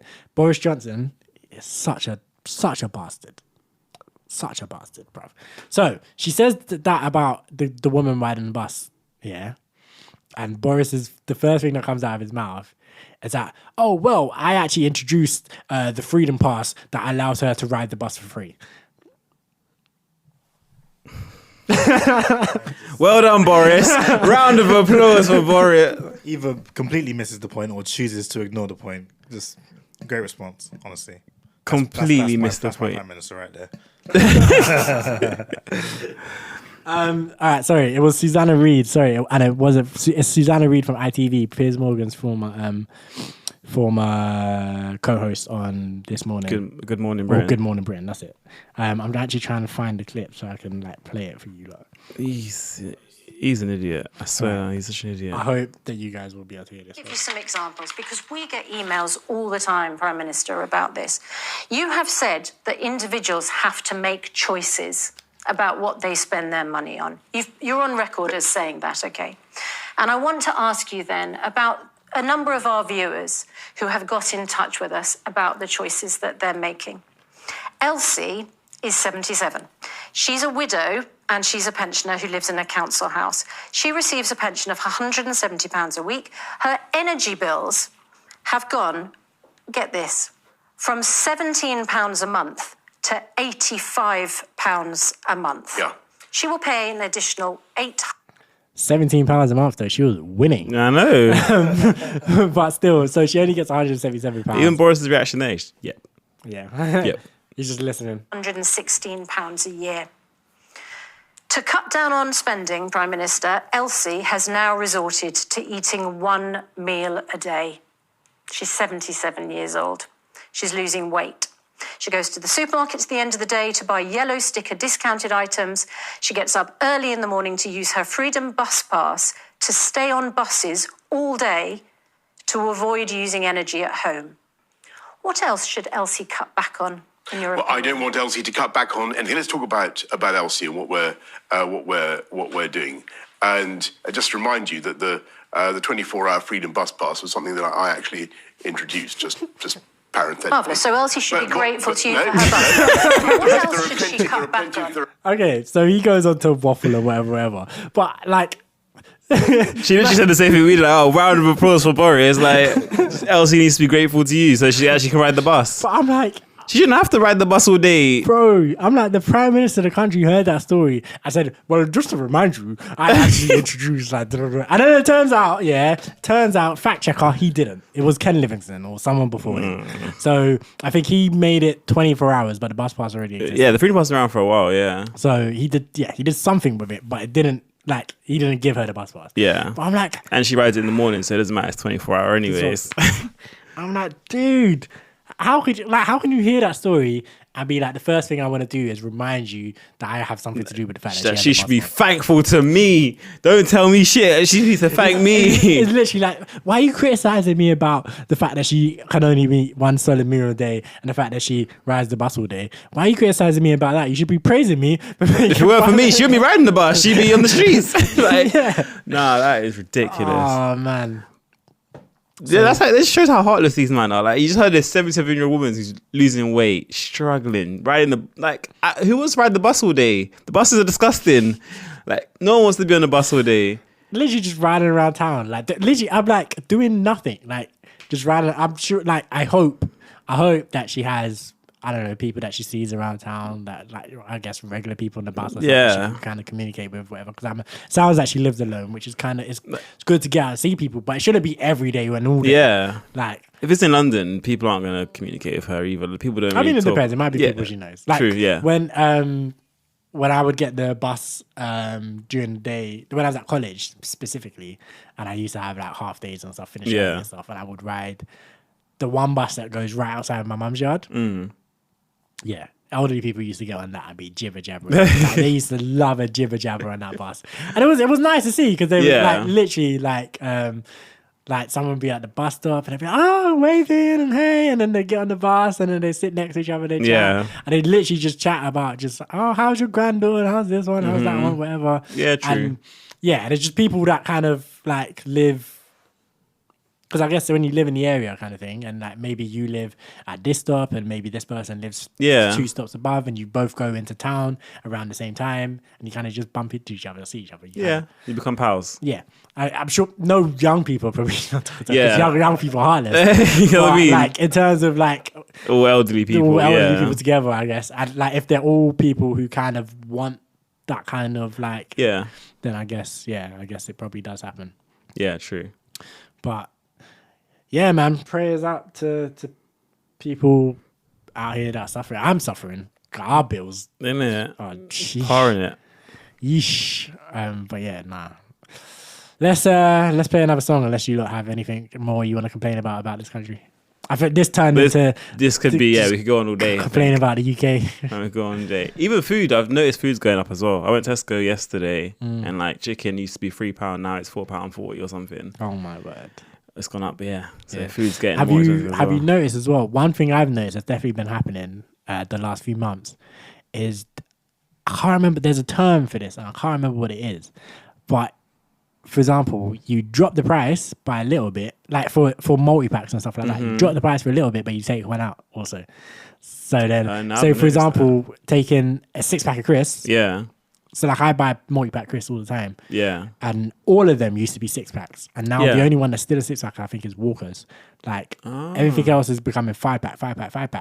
But the price is, they drop the price just a little bit and then they take a whole one out. That's cheeky. And it's like, because they made them smaller as well. They made the bag smaller and I thought it was meant to be a like saving like the environment sort of thing. Kind of thing. Yeah. But there's still the same amount of packs in there, but no, they've taken it back out as well. Yeah, so it's like you're spending the same amount of money vaguely, but you're getting less. Yeah. And I've noticed if you work that out per pack, it's probably spending more.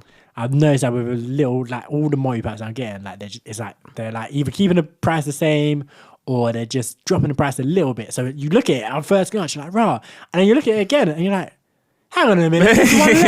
I'm looking at it like, yeah, I'm getting a discount, cool. Then it's like, yeah, no, there's actually one less now. That's so cheeky. Companies probably like, oh, what is it? You only go to school 5 days a week. Why do they need the extra bag for? Like, that's literally probably what it is. Yeah, because so I used to buy. There was like these breakfast bars I used to buy, and like it used to be £6 for like not £6. It used to be 6 for about £1.20, something like that. It was like it was Tesco branded like breakfast bars, and it used to be 6 for £1.20, and they dropped it to £1 for 5, but then the bars were also smaller. Yeah, they're taking the piss. When I first, because when I first saw it, I was like £1 for 5. I was like, it works out the same because it was 6 for £1.20, £1 for 5. But then when I got it home and I opened it, I was like, oh, these bars are actually smaller now. Nice. And they use the same packaging, but the bars are just smaller in them. Exactly. There's just a part. It's like exactly. I get 501 bars, and they were like, so there's 3 in a pack, and then like they used to be to fill up the whole pack, and now like I feel like half the pack is even filled. When I get it, I'm just like, this is a disgrace. So it's like, so they're basically saying, we're not gonna directly raise the price of this. We're just gonna keep the price about the same, but give you less. And I'm just like, indirectly raise the price. It's a disgrace. Oh, the term is shrinkflation. That's it. Okay. So inflation is when prices go up. Shrinkflation is when you reduce something but keep the price the same. Basically, you reduce the amount but keep the price the same. Yeah.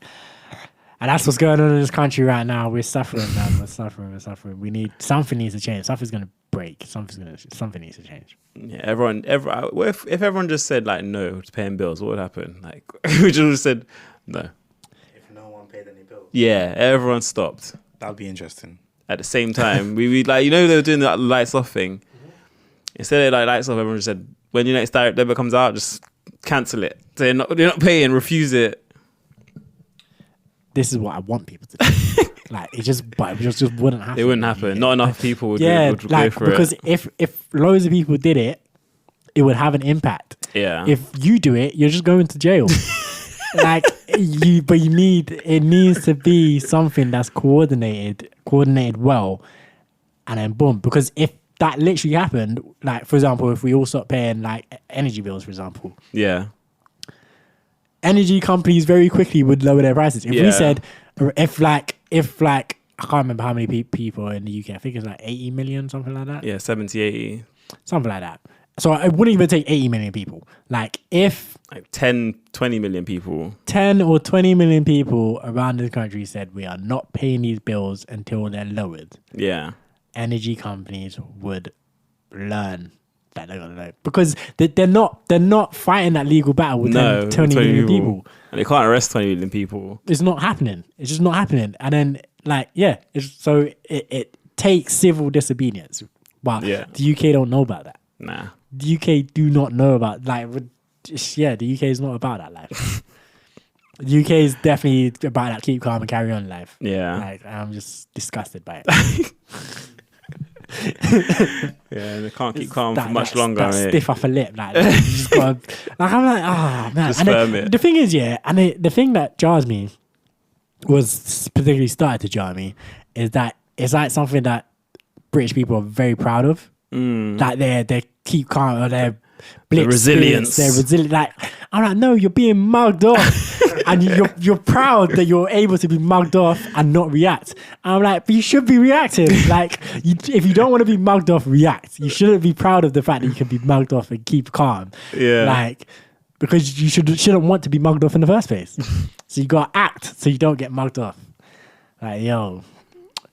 But just as a disclaimer for any feds watching, we are not calling for any civil disobedience or violence. Do not, if something happens, do not come knock on my door and say you incited this. We said it earlier, we're not a serious podcast, so you can't blame us for this. I'm not inciting people to not pay their bills. Like if you go when you're in the courthouse, please do not say the Family Podcast told me not to pay my bills. However, if you tell me not to pay the bills, I won't do it. Yeah, I'll definitely join in. If someone else starts, I'll join in. But you man go first. Literally, if you man do it, I'll do it. I think that's also a problem that happens in the UK. Like for me, I'm like I don't care about this country enough, like as is, to really want to fight for it. Yeah, like that. But I feel like other people who maybe care about it a lot definitely have that. If you man do it first, I'll do it. Kind of mentality. They're just waiting for that first person. Someone needs to kick it off. Yeah. But like that first person or that first group of people are going to get the hammer brought down. Exactly. And that's why it's just shook. No one wants that. No one wants it. Yeah. So I think it just needs to be, we need a mentality shift in this country. Like massively. Yeah. Otherwise, it's going to be peak for us for the next forever long. rest of our lives. It's gonna be for the rest of our lives. Let's be honest. It's not gonna get better. It's not. And on that depressing note, do you know, let's turn off a bit. Let's play this new NSG featuring LD. Track it out Roadblock. Little vibe. And then on the flip side, we'll just get onto some more stuff. But yeah, let's get into it. Roadblock by NSG and LD.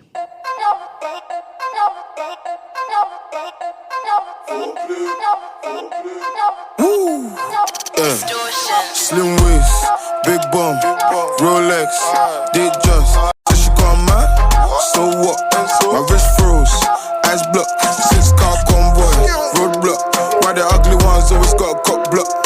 Went platinum, still on the block. I won't fuck if the energy's off. Apart from money, a nigga. So that right there, that was Roadblock by NSG and LD. Yeah, little vibe, little hold on a minute, just trying to fix this mic. Yeah, little vibe from them lot. Thank you, Cam. Yeah, this mic is moving funny. Right. So, did you lot hear about EA Sports? I did, yeah. So, EA Sports. Yeah, it's mad. It's actually mad because It's mad. because I was thinking about it the other day. Like FIFA, as far as I'm concerned, FIFA the game is almost as old as us, right? Yeah, pretty much. Like, since like 98 or something, isn't it? Something like that. Well, maybe a bit before. I'm gonna let me. So I'm trying to think. I can't remember on FIFA 97 either. I think FIFA 98 was just really good. Okay. So I think there was a FIFA 97. I just think FIFA 98 was just like the first really really good FIFA. Yeah. Why? I mean, to be fair, I ain't gonna lie to you. Probably better than FIFA 22. FIFA 22 is garbage, my guy. Right. So the first FIFA was FIFA 94. So it literally is as old as us then. Yeah, crazy. And it came out. Well, it's older because it came out in 93 on the Mega Drive. Wow. So, you know how FIFA was released. Yeah, So, the year before, September year before. So, yeah, came out.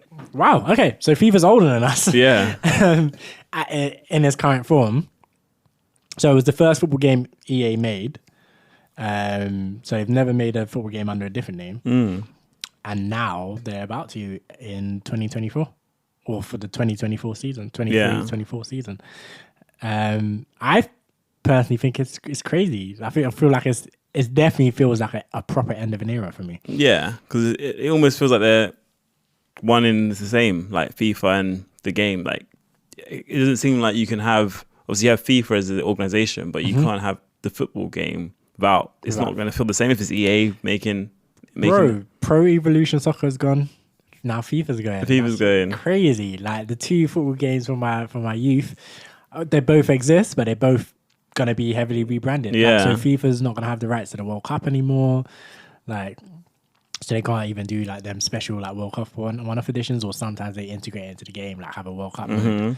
Can't do any of that anymore because they don't have the FIFA license in it. I don't know if they'll do just like a reborn version, just like a they'll definitely international do that, trophy of the year. Yeah. They'll definitely do an international tournament of some kind. Yeah. But they just won't be able to call it the FIFA World Cup licensing, and they won't be able to use like where's the World Cup? Qatar? No, they'll be able to do Qatar because that's the last one. But wherever the next World Cup is, they won't be able to use like the official like graphics and stadiums and stuff for that World Cup. Yeah. They won't have the licensing for it. Sorry. Said the World Cup bull. You're right. You're spot on. They won't be able to use that either in the game. Yeah. So that's mad. But the game's not going anywhere. It's just being renamed EA Sports FC. Yeah. And yeah, that's a bit crazy to me because that's not even a good name. That's a terrible name. Like, is it going to be like how they... So like with, what's it called? FIFA now, how they have like FIFA 22, FIFA 23, for example, is going to be EA Sports FC 24, or is it going to be EA Sports FC? It does. Good question. Yeah, We'll have to find out. Or it might just be EA Sports FC 1. They might just start again. True. Well, start the numbering from 1. It's such a dead name, though. Such a dead name. Because that's what PES was, isn't it? It wasn't numbered to the year, it was just numbered to just the game. the game of it. But Yeah, it would be great. Or they might go the eFootball route, and it might just be EA. They're never going to do that, but they might just be EA Sports FC, and then you just get upgrades for life. Nah, never. No way. They make way too much money until the next generation of console, and then they do another one for that generation of console. They make way too much money to do that. Yeah, nah. The fact that people just run out and buy it for £70 every year, they would just absolutely never do it. Just for upgrading kits and stuff.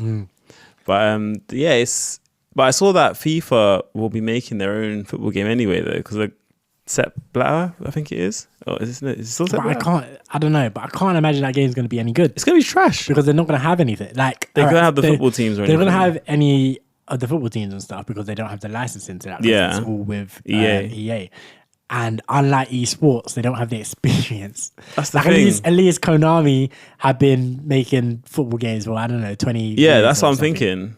So at least have the experience of it, and they've now kind of established the names. Like when you see Man Blue, you know that's Manchester City. So they have licensing for some teams. Yeah. But when you see like Man Blue, you know who that is. When you see Merseyside Red, you know who that is because it's been that for time. West London Blue, Chelsea, you know that. Yeah. Boom. Like I don't think they would even be able to use those names because they're Pez. Yeah. Konami and them would be like Northeast Red. Oh man. Northeast Blue. So yeah, like I guess like for Arsenal, you're gonna have to just do bare synonyms. So like for Arsenal, just call them the gunmen or something. Gunmen. They could just do just numbers. England 1, England 2, England 3. Oh wow. Cam, that would be mad. That would be absolutely crazy. England 1, oh my god. England A, England B, just to have the first letters of each team. Yeah, that would suck. I feel like the game would just be so because they're gonna be starting from scratch, whereas and as well, Konami's a gaming company. So I mean, it depends if they do get like a gaming company on board. Like for example, FIFA 2K, that could be mad. That's true. They haven't got a football game because I think they don't have a football game now, and I think there was some. I think a while back I saw an article about. I could be mistaken, but I'm pretty sure I saw an article where someone at 2K was saying that when the current FIFA EA contract runs up, they wanted to put a bid in for the FIFA licensing, and I don't know if they'll do it now, continue like if they're not going to be able to get all the licenses for other stuff. But we'll see. Considering like I think it would have been. I think they would have definitely done it if, for example, EA were not going to make a football game. Yeah. Like if somehow them outbidding EA meant that EA wasn't going to make a football game, they probably would have done it. But now that EA are definitely going to their own game anyway, then maybe not. But I think FIFA 2K could be interesting. That could be interesting because the NBA 2K, like my player, is really good. So if they just made that in FIFA, obviously the FIFA tried it with the Alex Hunter and the journey, but that wasn't great. So I reckon FIFA 2K could be interesting. Yeah, like if they could even like NBA's my GM mode, I think it's called or whatever. Like even that, the amount of control you have over that compared to like doing like a manager career mode or something is ridiculous. It's night and day. Like you have so much control over like so many little. You can change kits. You can change. I mean, you can do that in the creative club. But not with regular teams. But in the My GM, you can change the kits. You can move the damn team. You can literally just relocate the team. Oh, is it? To another city somewhere else. You can change around the stadium. Again, you can do that with Creative Club. Or I feel like can you like make your stadium bigger and stuff? That's one thing I think like Creative Club's lacking. Like you can change your stadium, but you can't like just have one make stadium this one bigger. Make a stand bigger or something, which is something that you could do in like Championship Manager and those sort of things. Yeah, I don't think you can make not in My GM. I don't think because they're just all kind of just like they're all kind of arenas of the same size as basketball arenas, isn't it? So I don't think you can do that, but. Yeah, you could do all that. You can do trades. You can fire the staff at the thing. Beyond obviously FIFA, you just have scouts. Like in that you have in My GM, you have scouts. Then you have a manager or coach, as they call it, a thing. Obviously, you do the coaching, but you have a coach that has different traits and attributes or whatever that applies to your team, and you can swap him for someone else. Okay. Yeah, you have other stuff. You have medical stuff. You have all these other stuff to give you perks and based on like their skills or whatever. There's just loads of things you can do, like in that mode, that I think would just be sick in like football. And like they have like historical, you can bring back historical players, so like you could have Michael Jordan come back. You have this one, come back, you have that one come back. You can take teams out of leagues. Well, you can do that in FIFA as well. But you can reduce the amount of players and teams in the league. You can increase the amount of teams in the league. You can't do any of this sort of stuff in FIFA. Like it doesn't allow you to customize anything. It's like this is how the world is, and you got to play it exactly how the world is. Whereas this kind of gives you a sandbox within the sport to kind of change things. You can even change the rules of the game. Like you can take away the shot clock. You can increase the shot. You know the 24-second shot clock. Yeah. You have 24 seconds to get a shot up. If you don't know basketball. Yeah, so you can't do that in career mode, can you? You can't like turn off offsides and stuff in career mode. And you can do it in kickoff. In kickoff. But yeah, you can literally do that. You can the defensive and offensive 3-second violations, you can turn those off in your league of what you're doing. Yeah. Again, that's just a rule where NBA you're not Street. allowed to stay in the D. key The key. No, in the key for more than 3 seconds or 5 seconds on 3 seconds, I think it is. Yeah, no, you're right. 3 seconds. Yeah, you can turn it off. You can just camp in, because if that's the world you want, then yeah, everyone can just camp in the. Why have I not looked into this more? Because this is like sounds like my ideal NBA game. Just get rid of all the rules and just play. As one thing I hate about NBA games, like you can't reaching in fouls and all of that. Yeah. Goaltending, shot fouls, all the fouls and stuff. I can't do it all. Crazy. You can turn off foul outs. So like in NBA, when you get 6 fouls, you're ejected from the game. Essentially, you could turn it off, so you could just foul all flagrant day. 17. yeah. So like all of this can happen. That's the mode I play most of the, like when I'm not playing career mode. Career mode is a lot of fun, but I like playing my GM as well, because you just can do so much more in it. Yeah. Yeah, so I'm thinking if they did that with a football game, I would play that to death, because I just have more love for football than I do basketball. Yeah. So even with like WWE and 2K, they have quite a lot of in detail and stuff in their story mode. So it would be interesting if they decided to take over FIFA. Yeah, I think eFootball need to get that together by 20. I was going to say, do you think FIFA might just take over eFootball, or just give them their license in? So it could be like FIFA eFootball or something, eFIFA, and that could just kind of work with them rather than creating a whole new game. Yeah, that could work. That could be a thing that happens. Yeah, because especially because obviously eFootball is doing the quote unquote Fortnite thing now, and having the World Cup as an event in their game would probably be crazy. That's true. A lot of people would download it for that. Yeah, if they had like all the teams and the schedule and the World Cup ball, as Cam said earlier, like if they had all of this stuff in game and stuff, I definitely. Yeah. But they need to get like the game. I played the game. It's okay. It's like when it first dropped, it was bad. Now it's okay. They need to get it to a point where it's good to great. If that was gonna happen, they need to get it to a point where it's good to great by the end of this. FIFA's partnership with EA. Yeah. And then if they're at good to great level, they will get people playing it. Yeah. If they did get. Does the partnership end as soon as the next FIFA comes out, essentially? Yeah. Okay. So the next FIFA is the last one in their contract. Yeah. So I don't know if it ends as soon as the game drops officially, or I don't know if it ends in 2024, I guess, when EA Sports FC comes out officially. Yeah. But yeah, that's the last game under the partnership. Okay. Because they'll miss this World Cup then, because it's in obviously summer. FIFA, EA Sports have the licensing for Qatar. Okay. So they will have the World Cup ball. Yeah. The Qatar World Cup ball. They will have it. Have they made a standalone World Cup game recently? Nah, not since 2010. Not since 2010 was the last one. But that game was fire. Yeah, that game was so much fun. That was like so sick. It was too good.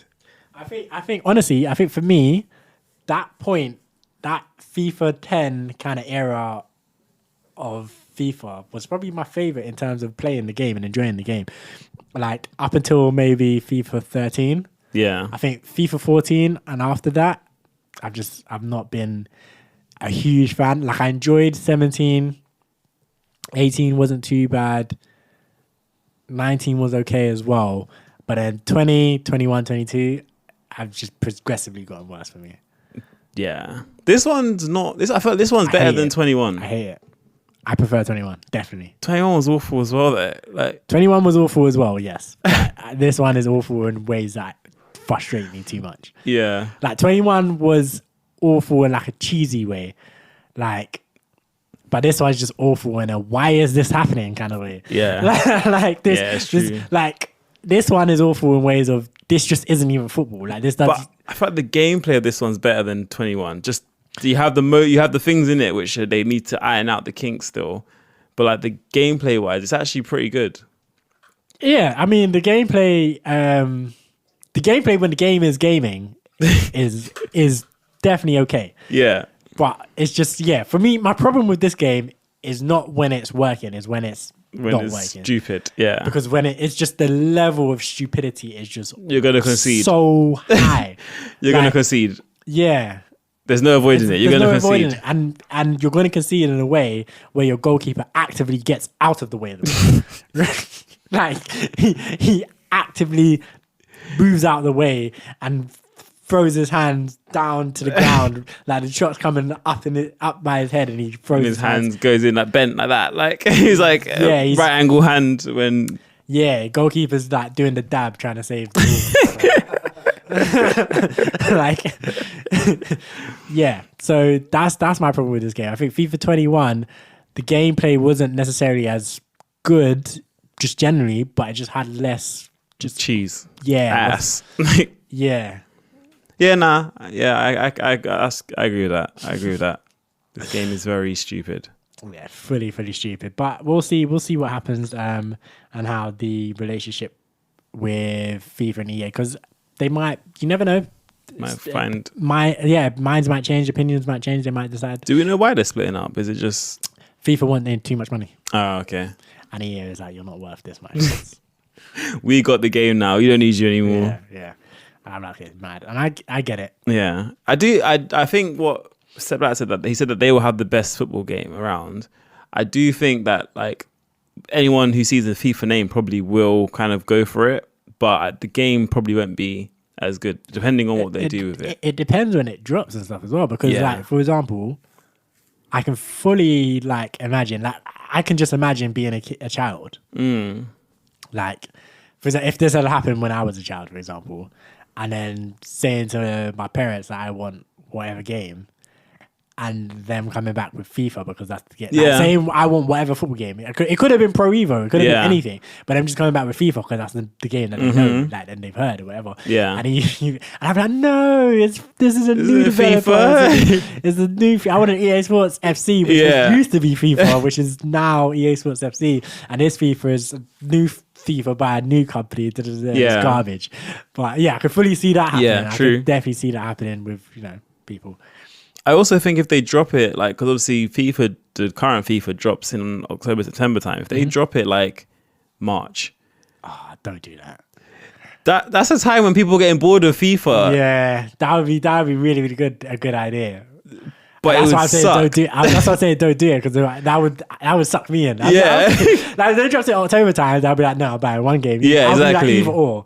Like, if this looks good, I'll give it a go. Yeah. If it doesn't look good, I'll stick to EA Sports FC, which honestly probably won't be good either. But it's the bad game I already know. Rather than a new bad game.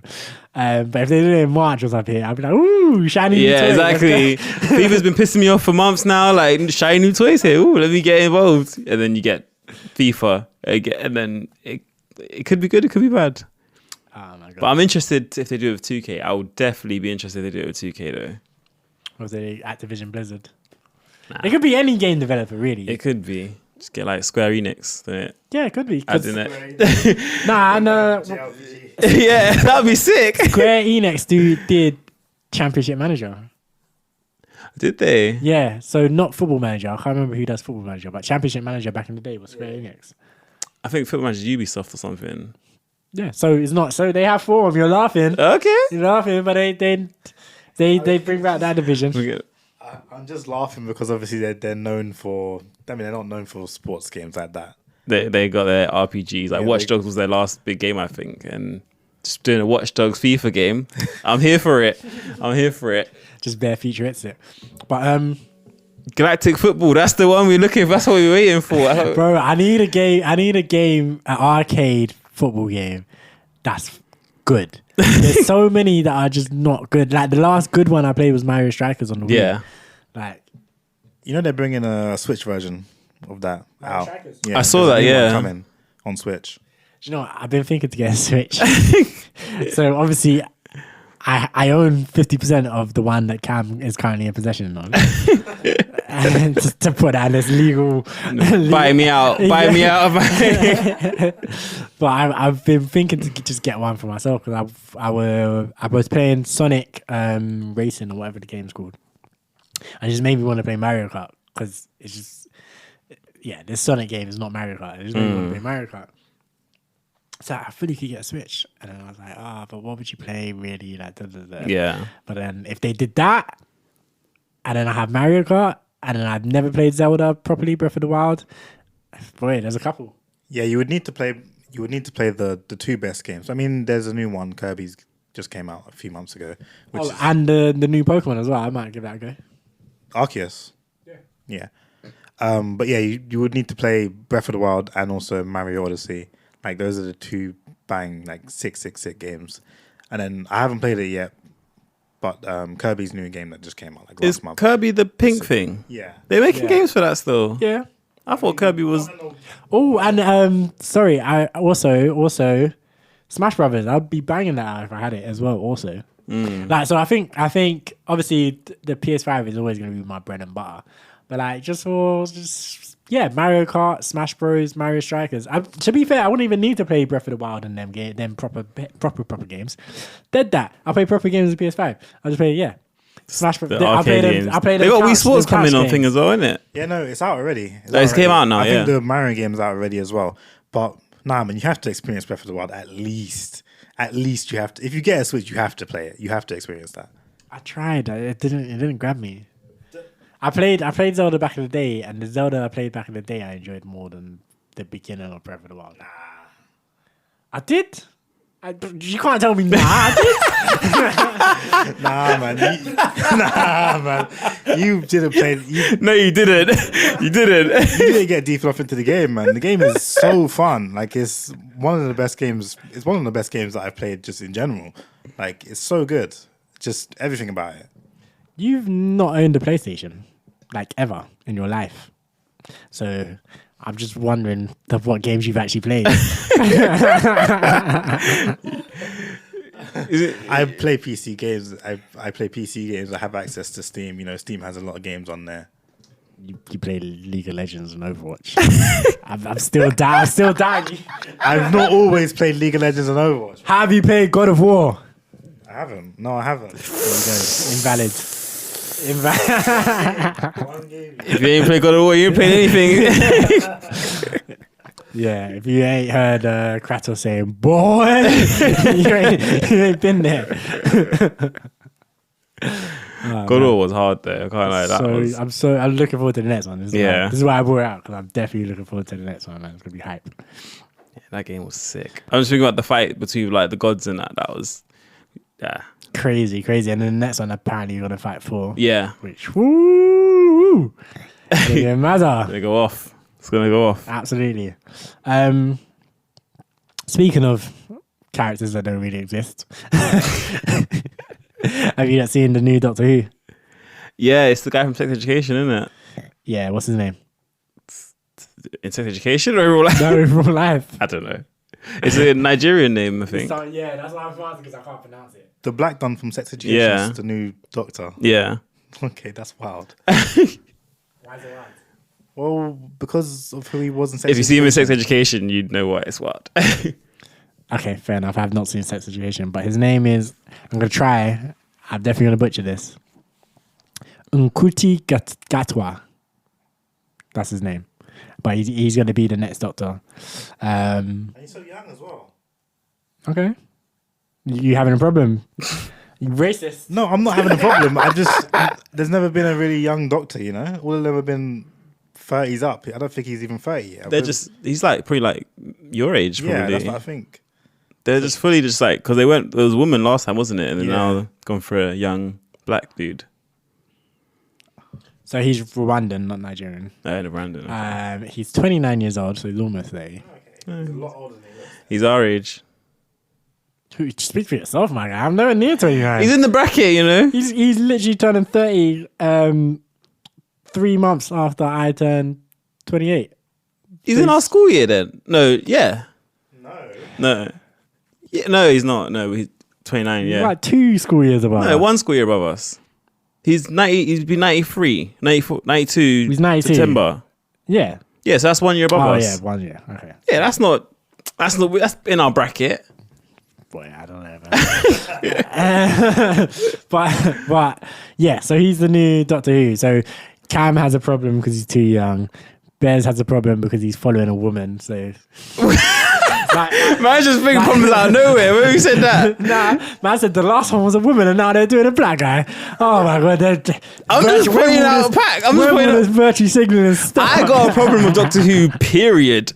I think that show should have been never existed. I don't have a problem with him because he's too young. I just said that I've never seen a Doctor that's that young. It's just it's a different take on the character, and I'll be interested to see how he plays it. Yeah, but the thing is, well, not the thing is, I feel like the Doctors have all kind of been of varying kind of ages and stuff. Anyway, I think that's the point because there was that old. That was the one before Jodie. Yeah, he was old. He was an old guy, old as hell. He was like, well, I say old as hell. I think he was in his 50s or 60s. So, but my point was that they've never been younger than 30, which I believe is true. Yeah, you're probably right about that. But obviously, true to form, the reason why we're even talking about this as a topic is because obviously people came out of the woodworks with all their little opinions and all their little Twitter fingers saying all sorts. Like, I saw one guy that was basically saying, the BBC are always hiring people nowadays based on their identity, not on their merits or their talent. I'm like, I've never seen this guy act. So you man need to tell me, can he act? Was he good in Sex Education? He was. I don't know. I don't know if you still got his page up. If he's gay in real life, then he plays with his character very well. If he's not, then he still acts well, but he's very flamboyant and stuff. So what are you saying? So his character's gay? Yeah. Okay. Like, so if he's straight, he plays a gay character very, very well. Like, because he's very flamboyant and stuff in the show.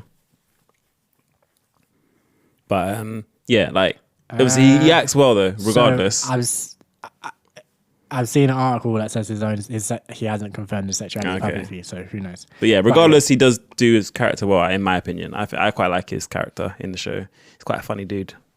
Yeah, so that's what I'm saying. So if he's been in that show and he's done well in that show, and the director and producers of Doctor Who have, I'm sure, auditioned him, they didn't just pluck him out of nowhere, and they think he's talented enough to be Doctor Who. Who are you, this random bloke on Twitter who definitely has not watched Sex Education? Like, no way. This is what I was about to say. I'm just gonna say, no, because he's black. It's just diversity rather than someone who's actually talented. It was mad. I saw that tweet where someone called it Dr. Woke because everything's woke now. I'm like, oh my god! I just hate how that word has just been woke. Yes. Everything is woke now. People just use that word so wrong now, man. Yeah, it's so jarring. Everything's woke now. Nowadays, you get arrested just for saying you're British. Just for saying you're English, you get arrested. The woke brigade. That's what I always see on Twitter. God. It's always like, oh, here we go. Yeah. Oh, the woke brigade's coming for me now. Yeah, I just hate these Twitter buzzers and stuff. But I haven't watched Doctor Who properly since David Tennant days. Is when I watched properly David Tennant days. Then when Matt Smith took over, I watched sporadically. Then I think after him was Capaldi brother. Yeah. I can't remember his name. The old dude. Didn't watch an episode of his. Then after that, Jodie's. I watched a couple of episodes here and there, but I was bored, but didn't really get too into it. But it's Black Man. I might give him a go. Go on, Cam. I'd be interested to see who his companions are, because obviously he's a young guy himself, so he's gonna pull up some young people too. Like, is he gonna be running around words of wisdoming some young people or what? I mean, he could do, because he's still, his character technically is still thousands of years old. So it's that anime thing of the little lolly girl. That perverts. But the little, like, don't call me cute. I'm 7,000 years old. I'm older than you. But yeah, it's that thing. So I'll be interested to see who his companion is. And then also the other thing I've seen on Twitter, it's like, Doctor Who, like, they're always going back in time. It's going to be techie because it's a black guy. Like Martha Jones wasn't going back in time also. Like, and I think it was techie for once, and that was only because that was part of the story. Like, and it's sci-fi. They could literally just decide to ignore that if they want to. It's like, it's just like, people are stupid. People know me. I didn't really watch Doctor Who, so I've never watched Doctor Who. You got an agenda? I ain't got an agenda. Nothing yet. Whether it goes on or doesn't bother me in the slightest. You need to watch it, man. You need to go back to the David Tennant times and get into it. Get stuck in. Isn't there like 10 million episodes? No, it's not. It's not that long at all. There are, but we're not talking about the old stuff. We're talking about the recent stuff, as in our lifetime stuff. And there's not that many episodes of that.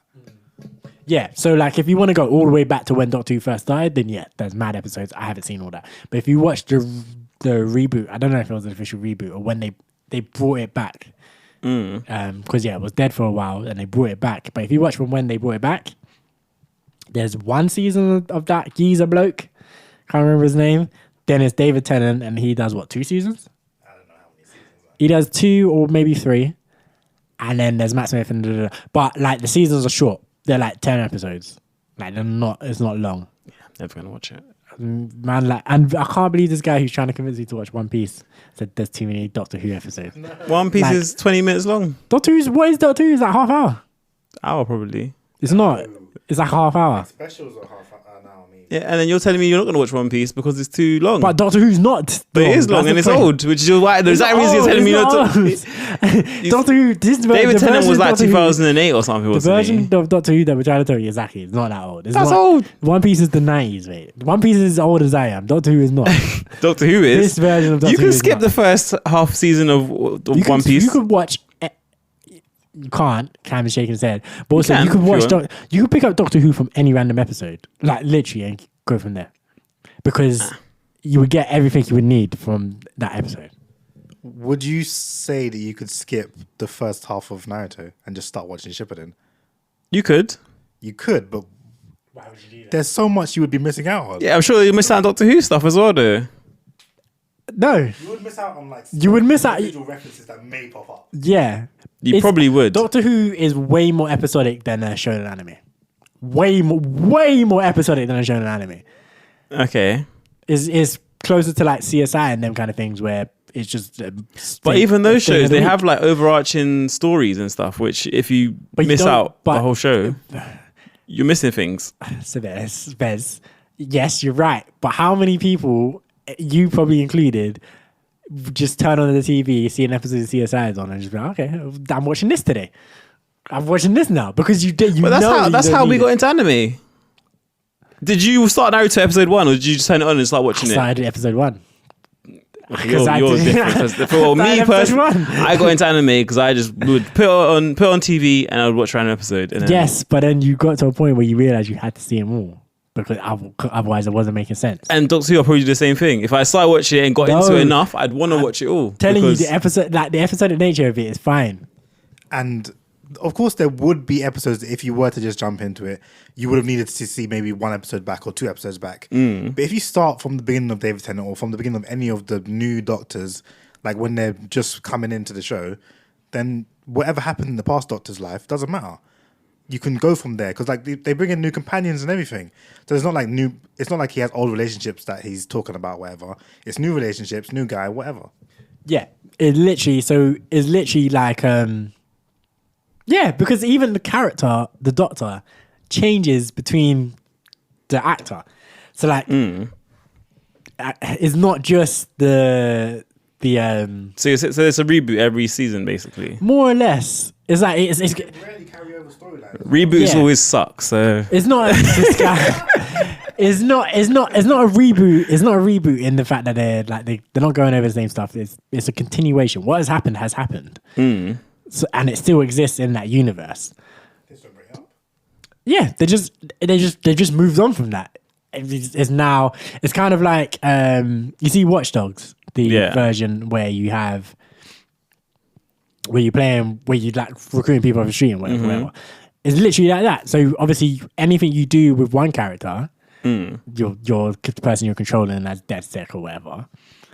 And then when that character dies and it all goes whatever, you switch to another character. yeah, What you did with that character still exists, and it's still kind of a continuation of the same story, loosely, but you're now following a totally different character who's got different kind of perks and abilities and whatever. Not there's no massive ability changes, but like David Tennant's Doctor was just all about the chatting, and he was just funny. And like some other doctors are not so much all about the chatting. Some are more all about more physical doing and being places. And like, yeah, it's different vibes, man. I'm just telling you, you're missing out. If you ain't seen David Tennant's Doctor in particular, you're definitely missing out. But that's some good shit. I might watch some episodes today if I can. Honestly, just talking about it, I'm just thinking about certain things in my head, and I'm like, yeah, man.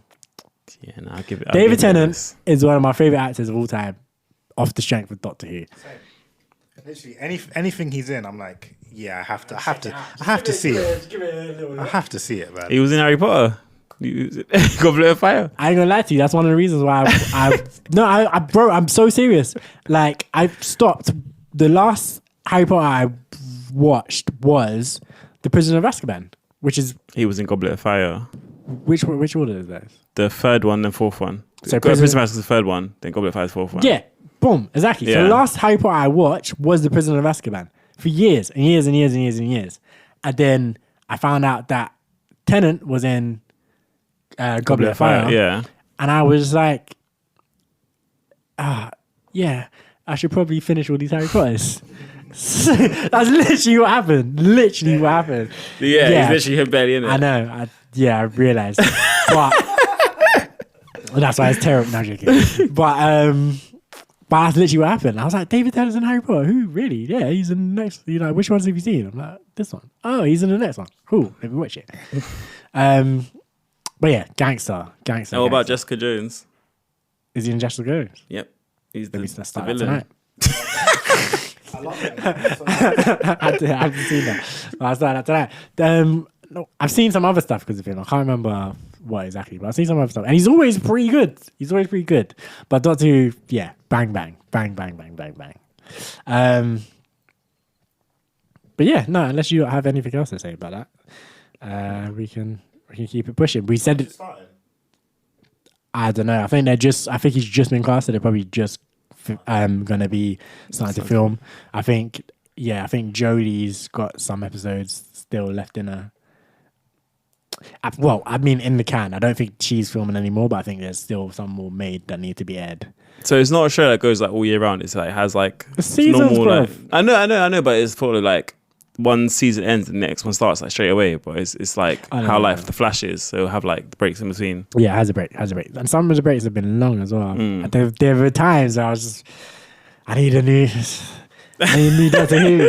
Like, Tyrone Biggums. been way too long. Like, and then obviously you like your EastEnders that do the Christmas specials. You have your Doctor Who Christmas specials sometimes as well. It's just good stuff. Yeah, man. I'm interested to see where it goes. And just, I hope he does well. Yeah. Just, I don't want to put that pressure on him. It's kind of like the. I think it is a lot of pressure for him, though, isn't it? But it's kind of like the not the World Cup, the Euros, when like Sancho, Saka, and Rashford were stepping up to take penalties, and I was just like, if this is bad, it's gonna be bad. I was literally like, I remember being like, England don't need to win this penalty shootout. I just don't need the Black Brothers to miss. And then that's exactly what happened. And I just don't want to. This is exactly the same thing here. Like, the show can be garbage. It just can't be because of him. Yeah. Like, He needs to do well in what he's doing. yeah, like the writing can be terrible, like the stage design, or not the stage design, set design or whatever, all of that could be, the special effects horrible, could all be horrible, but he needs to act his socks off. But I don't want to put that pressure on him at the same time. Like, I feel like black people should be able to just fail at stuff and then not be a representative of the whole race kind of thing. Yeah. But you know, when they're putting him in this part, he's going to be representing that's the whole... what it is. Yeah. That's what it is, unfortunately. But yeah, more power to him, man. Big him up still, and good luck. Yeah, good luck, man. I'm not going to watch it, but good luck to you. Good luck to you. I might watch an episode. I never know. I do like him in Sex Education, I've got to say. I do like him in that, so... Is he funny in Sex Education? Joker. Proper Joker. Is he Dave Chappelle funny? Nah, not Dave Chappelle funny. Not Dave Chappelle funny. Nah. So he wouldn't be getting attacked on stage if he was doing stand up. I mean, he might be, because everyone's getting attacked on stage nowadays. Ah man, segues. Here you go. Did you not see the video of him being attacked? Yeah. Did you not see all the aftermath? I saw the man get mashed up. It was how you doing it? That was probably like folded around. And his head was all swollen and all sorts. Like, yeah, the security, everyone just got jumped. I'm pretty sure Dave went over there and got a few kicks in too. He did, See yeah. him walk over, pass up on the mic. I'm like, I've got to go deal with this guy real quick. Guy got mashed up. All the madness is just bare people on stage. Jamie Foxx is on stage. Chris Rock is on stage. Like, everyone's got something to say. What did Jamie Foxx say? I didn't see what... Jamie Foxx basically said, "Oh, we need to protect this man." Like the David Chappelle, he's a legend. Yeah, Jamie was like, "Oh," because it was the same kind of thing as the Will Smith thing. Jamie was a bit like, "Oh, I didn't realize it was real." At first, he was like, "At first, I didn't realize it was real," but yeah, nah, and he did, the whole, Dave is a legend, like he's a legendary comedian, and one of the greatest of all time. We need to make sure we protect this man. I love what I saw today. Everyone, protect him, all of that. So he did all that, and obviously Chris Rock did the. Was that Will Smith? Was that Will Smith? I'm like, man, Chris, get your shit off, man. But you weren't saying that to his face. Exactly, you weren't saying that Will Smith was up there. He was just there. When it actually was Will Smith, you didn't really say it, did you? But okay. But yeah, well done, Dave Chappelle. They should mash the guy up. If that's what the guy wants to come up on stage and try and do something, then... But that's what I'm saying. Like, when Will Smith got on stage to Chris Rock, I'm like, it's a very real possibility that you get up on that stage and you get your ass whipped. Yeah. It can happen. It's a possibility. Yeah.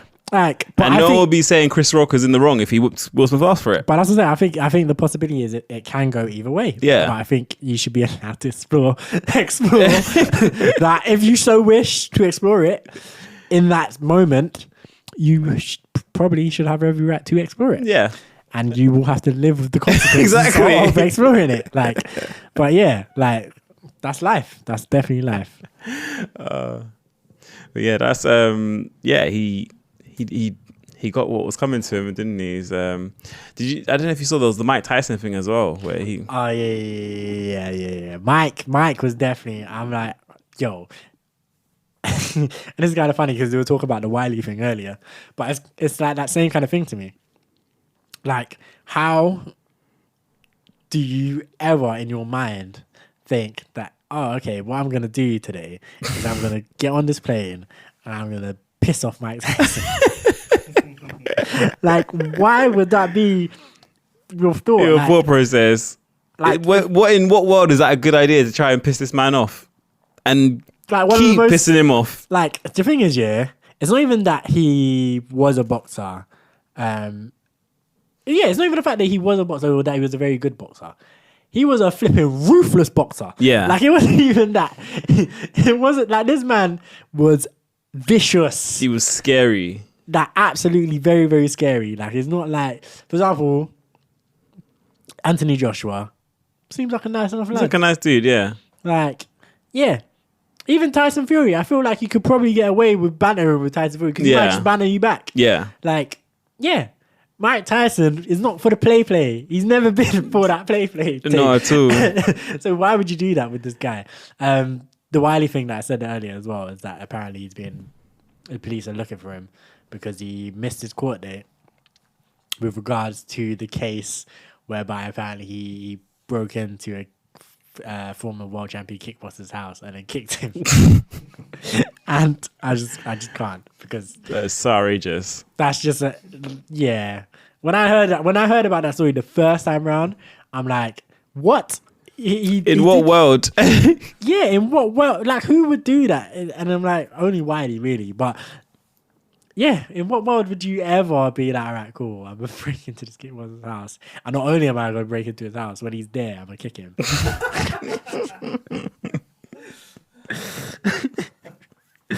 It's just funny to me because he's a kickboxer and he kicked him. Like, if he was like a kickboxer and he punched him, it's still mad, obviously. But it wouldn't be as funny. But it wouldn't be as funny. But it's the fact that specifically He went in there, kicked him. kicked the kickboxer.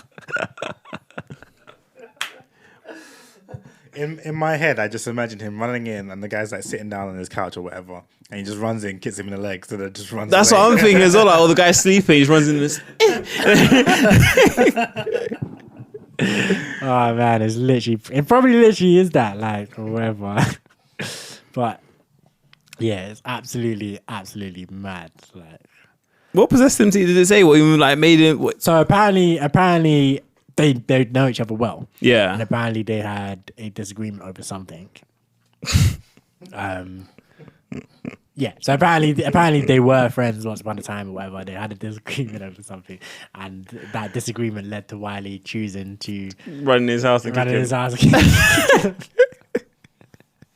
But the thing is, that's so funny to me as well. And again, I don't know whether this happened or didn't happen, but the thing is that's so funny to me is Wiley's had mad disagreements with mad people.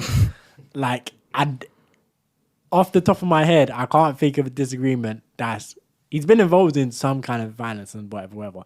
But I can't think of any disagreements that's really gone violent like that. Like, he's had beef with... Or him and Dizzy Rascal have had problems for years. And they've definitely been in the same place from time to time. I've never heard any reports of any kicking. Like, that whole Stormzy thing came and went. No one got kicked. Maybe the disagreement was the kickboxer was saying that Wiley would never ever be able to kick him. And Wiley was like, "Oh, that's what you think," and he broke in his house and got his kick in. Well, when man was sleeping, he was like, just came creeping. Oh my days. I mean, I think just the fact that he kicked him. It's such a random thing, like to go into someone and just kick them. Like, if you go in and punch them, that feels more normal. Like, just running in and kicking someone, like, it's such a random thing to do. And it sounds like he got away as well. He got away with it. He got in, kicked him, and got away with it. But I was really so shocked. Like he kicked him. He's like, "What? What just happened?" This is why it's so hilarious, because I'm like, wait, so the kickboxer got kicked and then didn't do anything? Like, he just let that rest? Like, and I'm like, I get it. Maybe you want to be the bigger man or whatever. But it just makes the story so much funnier. Like, Oh, it's jokes. like, oh man. Like, so they're looking for him, and I'm just like, boy, I don't know. And he's dropping Kendrick Lamar themed tracks today. Yeah, that's why we were talking about it, because Cam sent Yeah. a video of not a video, a screenshot of Wiley's latest track on Spotify, which was dropped yesterday, if I'm not mistaken, which was the day that either yesterday or the day before is when the news came out that the police were looking for him. It was all over like Sky News and stuff. I was like, bloody Wiley. I'm seeing Wiley. Wiley's a big deal now, isn't it? Because of the whole thing where he got banned from everything. Like, he became mainstream news. So him kicking someone is big news now. They want him out. They're like, anything he does, we need to get him out. Yeah, I mean, I get it. Well, I don't get it, but I mean, yeah, it makes sense. And I think any excuse to kind of put like A bad light on him. Yeah, they're trying to get him out there. Get him out of here. But yeah, no, That's just funny. He just went and kicked someone. We'll see. I mean, we'll see what happens, man, for it. Hopefully he Doesn't kick anyone else. Yeah, I don't know what I was gonna say. Like, obviously Wiley's a legend in UK music and stuff. Just on the face, just on the strength of the music. Take everything else out of it. Just on the strength of the music, he's a legend. So I would like for this not to be true, but who knows? We'll see. But it is keeping in Wiley's law to not attend things also. This also was what was so funny to me. Like, my man is notorious for not turning up. Man doesn't go to his own video shoots. Like, my man is... It actually kills me. There are whole videos of, like, you know, Never Be a Woman, Cam. Yeah. Yeah, that video, not one shot of Wiley in it because he didn't go to the video shoot. One of his biggest kind of tracks of that time, he's had bigger tracks since, but at that time, one of his biggest songs, man just didn't turn up to the video shoot. So the label and whatever said, well, we're doing a video today. Like, he's not here. We're doing a video today, though. So there will be a video. But yeah, he doesn't sign that video once. Like, mad videos. Kano, Gigs, and Wiley, 3 relapse. Kano's there. Gigs is there. Where's Wiley? Not there. Like, Wiley's birthday bash, a couple years ago, Wiley threw a birthday bash. It was an Eskimo dance, the Wiley birthday bash. Bare people booked. Wiley wasn't there. Like, obviously it's his birthday bash. He's top of the building. Blah, blah, blah. He wasn't there. He didn't turn up. He didn't leave his yard. Skepta came unannounced and performed unannounced. But Wiley wasn't there. It's so funny. Like stuff like that is so funny to me. And like, you always hear stories of like artists who like younger than him who are like obviously gassed to like meet him and stuff, and then they meet him and then like he's calls them, he's like, yeah, let's go to the studio, like let's work, blah, blah, blah. Like, what's your address? I'm gonna come pick you up in like half an hour, whatever. And then 2 hours go past, no sight of him. Call him. Like, obviously he's not picking up the phone. Call him, managed to get through. Where are you? Oh yeah, no, I'm actually in Cyprus now. Oh my god. I'm actually like, yeah, no, sorry. Yeah, no, I was in London and I was legitimately coming to meet you. But then like this XYZ happened. Then I went to the airport, and then yeah, that's why you couldn't get through to me, because my phone was off because I was there. And it's like, and there's so many people who have stories like that. Like, that was one reason why Dot Rotten used to dislike him, because he thought like, because Dot Rotten was like, yo, that's just disrespectful, which fair enough. Yeah. And it's like, you've done this to me so many times now, like it's just disrespect to this time at this point. Yeah. And I'm like, I get it. Can't complain about that. But yeah, so that would be so annoying though. That would be so annoying. I just can't even fathom. Like, I can't fathom someone saying to me like, yo, yeah, I'm gonna come by in half an hour, and then the next I hear from them, they're in Cyprus. Like, I mean, like, unless like, if it was literally like, oh, like, I don't know, my mum's there and like she had an emergency. Yeah. And I don't have time to get you. Okay, fair enough. But if it's literally like, oh no, literally I just went to chill. Like, yeah. Decided I didn't actually want to go studio. I forgot to tell you. Sorry. Like, no. I'm here, my backpack on right the door, like, looking at all sorts, like ready to go. Like, yeah. But it is what it is, man. It is what it is. That's funny. Yeah, man. I think musicians wilding. I think we can move on to Young Thug and that. Bez, talk to me. What's happening? Me? I thought you was going to be telling me what's happening. I don't know what a RICO case is. You don't know what a RICO case is? I know it's something to do with drugs and crimes and shit, but I don't really know what the whole meaning of it is. But I thought you'd know, because Thugger and Gunna, these are your people. They ain't my people. I don't listen to Thugger. I don't listen to Gunna, but I mean, they've been arrested. The YSL, their gang, I don't even know what it stands for. Yves Saint Laurent, their man.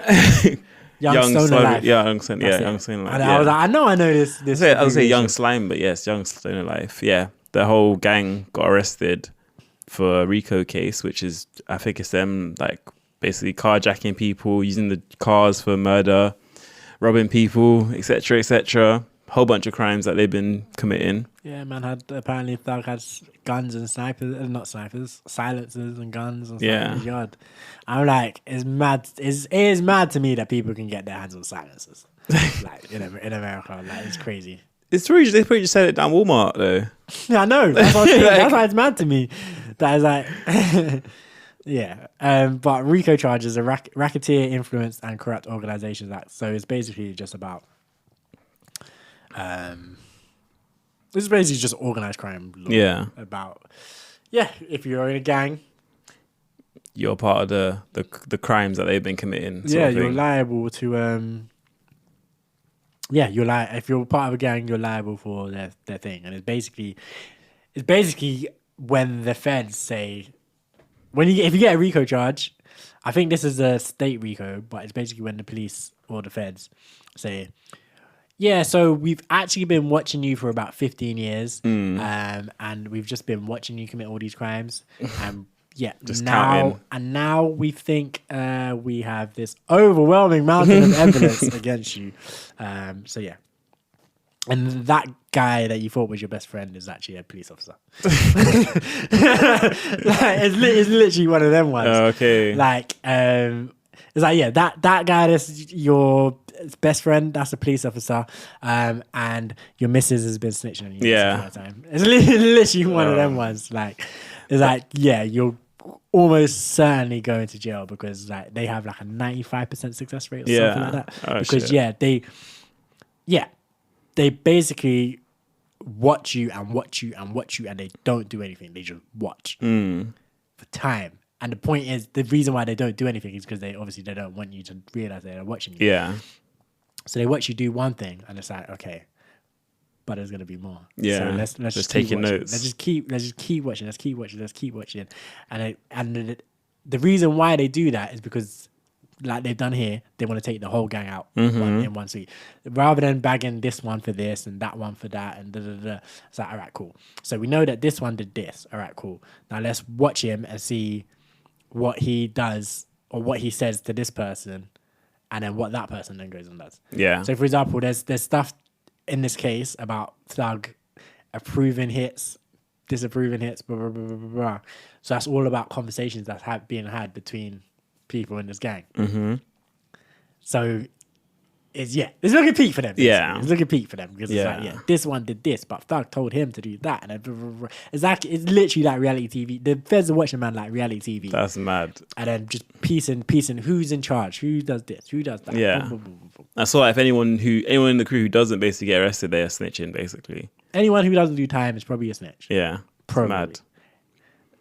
Snitch 6ix9ine is the proper thing because I think his whole thing Was his a RICO as well? Pretty sure. Oh, okay. Because yeah, his whole gang, like Oh yeah, wasn't it? was Yeah. that whole Treyway gang Yeah. got wrapped up. It's funny. I saw someone on Twitter who was basically like tweeting about the whole RICO thing that YSL got arrested, and he was basically, "Oh, these men, they're so cool. Like they helped me out with all this sort of stuff." And then like someone was like, "You're basically gassing for clout," sort of thing. And then he posted a video of him like with all the crew, and someone was like, "Why are you posting it? Like you really trying to show your association with this crew who's just been arrested for a RICO charge, like sort of thing." And yeah, I thought it was quite funny. Just It's tough, man, because the gangs do, in some cases, do serve their communities. Yeah. Some gangs, like... well, Fugger was always like giving trainers and giving money and stuff like that to the community and things like That's that. what I'm saying. It's tough, man. If just generally, just gangs, trappers, whatever, like...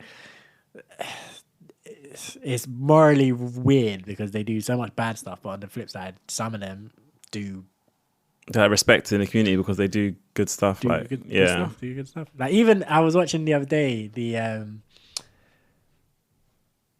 I can't remember. It was the documentary on Netflix about the mafia and how the feds brought down the mafia in New York, and that was the invention of the RICO. okay, And even in that, it was literally like you had the former mafiosos or whatever talking about it, and then you had former residents of like New York or that area who were like whatever, and literally it was like, yeah, no, like this guy, like this flipping murderer mafia man, like, yeah, no, he would come, he'd check up on me, he'd do this, he'd give me money, he'd help me out, he'd look after my son, he'd like, and it's like so weird to reconcile those two sides of things. Right? yeah, It's a bit like JoJo's Bizarre Adventure, the one with Giovanna, and when it's like Bucciarati, like his whole thing of like he's a honorable mafioso, yeah, like he's done some bad things, but he did it with honor. yeah. He looked after people come to him in the community like Bucciarati, please. Yeah, Yeah. it's mad. Yeah, it's mad. So there you go. And there's gonna be Jeffrey music. What's Jeffrey's album Young again? Jeff. What's his album called again? Do you remember?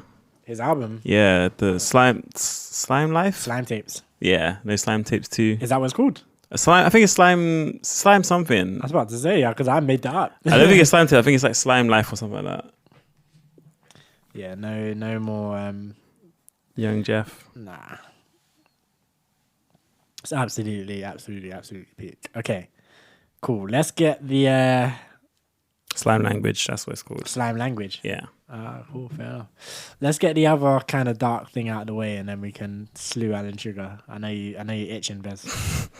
Yeah, we said this second half we were going to try and get through stuff quickly, so let's try and get through. So, Kevin Samuels has passed away. Any thoughts? Any reactions to that statement? I don't know. No real thoughts, no real reaction. I mean, he was an interesting guy. His personal thoughts about life were interesting to hear. I think I first heard about him either last year or the year before, just from clips of his YouTube videos. I don't know. I didn't know what to think, just hearing the way he was talking to whatever women called up to him and whatnot. I was like, this guy's a bit of a wild one. I hear people are cheering for his passing. Is that what you said? No, yeah, that's what I saw. Yeah, so that's what I was going to get into next. So, I don't think people were cheering per se.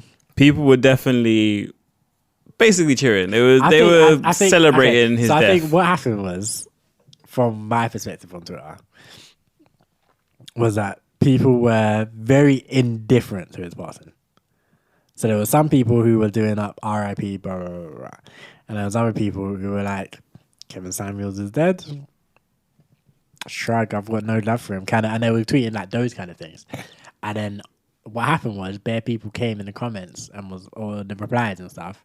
And I was like, why are you cheerleading? Why are you cheerleading? And then people just said, I wasn't, but I'm about to. And then it just got worse. But I'm like, I don't care. Cheerlead away. Do it. Because Ben, you're going to say that's deep or that's evil or something, isn't it? Yeah. Nah, man, cheerlead away, man. When like, my thing is, death doesn't wash away who you were in life. So if people didn't like you in life, they're gonna cheer.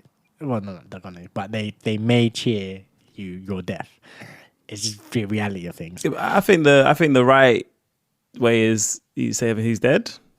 We move on. There's not, you don't have to cheer the man's death, because if you don't like him, it doesn't mean you have to cheer that he's dead or celebrate his demise. Like, just cool. Okay, we move. You might like his demise. You might like the fact that he's no longer here. I mean, yeah. Like, that's what I'm saying. Like, the thing is, people did not like what he had to say. And like, now that he cannot say it anymore, people are happy that he cannot say it anymore. And that's a reason for cheering.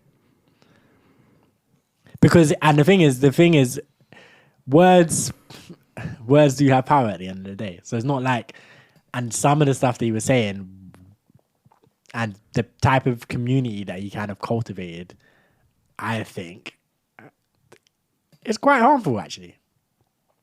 To who? To probably, I mean, mostly women. But I think he was just an arsehole to everyone. No, but that's not what I meant. That's not what I mean, sorry. So like, yes, he was an arsehole to everyone in terms of the people he spoke to, he gave equal amount of smoke for whatever reason. Yeah. But what I mean is, the type of stuff he was saying, and like I said, the type of community that he was cultivating in terms of his fans and stuff, I think that was harmful to women. So to be fair, I never saw him saying anything to any men. I only saw him how he was talking to women. But like, the type of things he was saying, like, I saw a clip of him saying about how, and this isn't particularly harmful to women, this is just harmful in general, how he was asking a woman why she would believe her child if her child said to her that her boyfriend did something to her. He was like, why would you automatically believe your child? Why would you investigate? I'm like, excuse me, no, you better believe that child. I don't care. He was like, children lie. I'm like, yeah, they do, but I don't know. You got to believe the child first, yeah. On this thing, there's absolutely no way you're taking that chance. Like, because if you take that chance and it turns out it's true, like, you've ruined that child. Like, forever. There's no coming back from that. That child's never going to never going to be able to open up to you again about anything. Yeah. And they're going to have mad trauma. Mm-hmm. If it comes out that they're lying down the road, then you know what, you deal with that when you deal with that. But I think the chance of a child lying about that is low as well. Anyway, but yeah, I'm like, nah, like saying that sort of stuff is dangerous.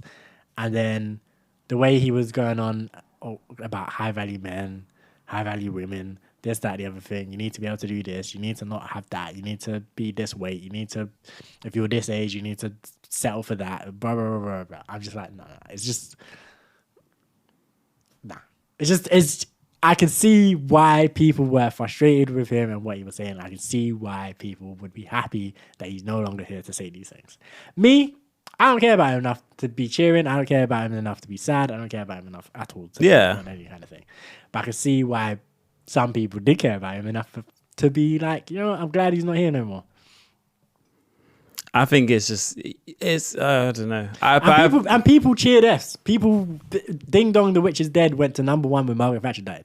True. People like... But again, I think it's just wrong. You don't need to cheer people's deaths. Like, just this person's died. You don't need to cheer. Forget about them. They're dead. What's your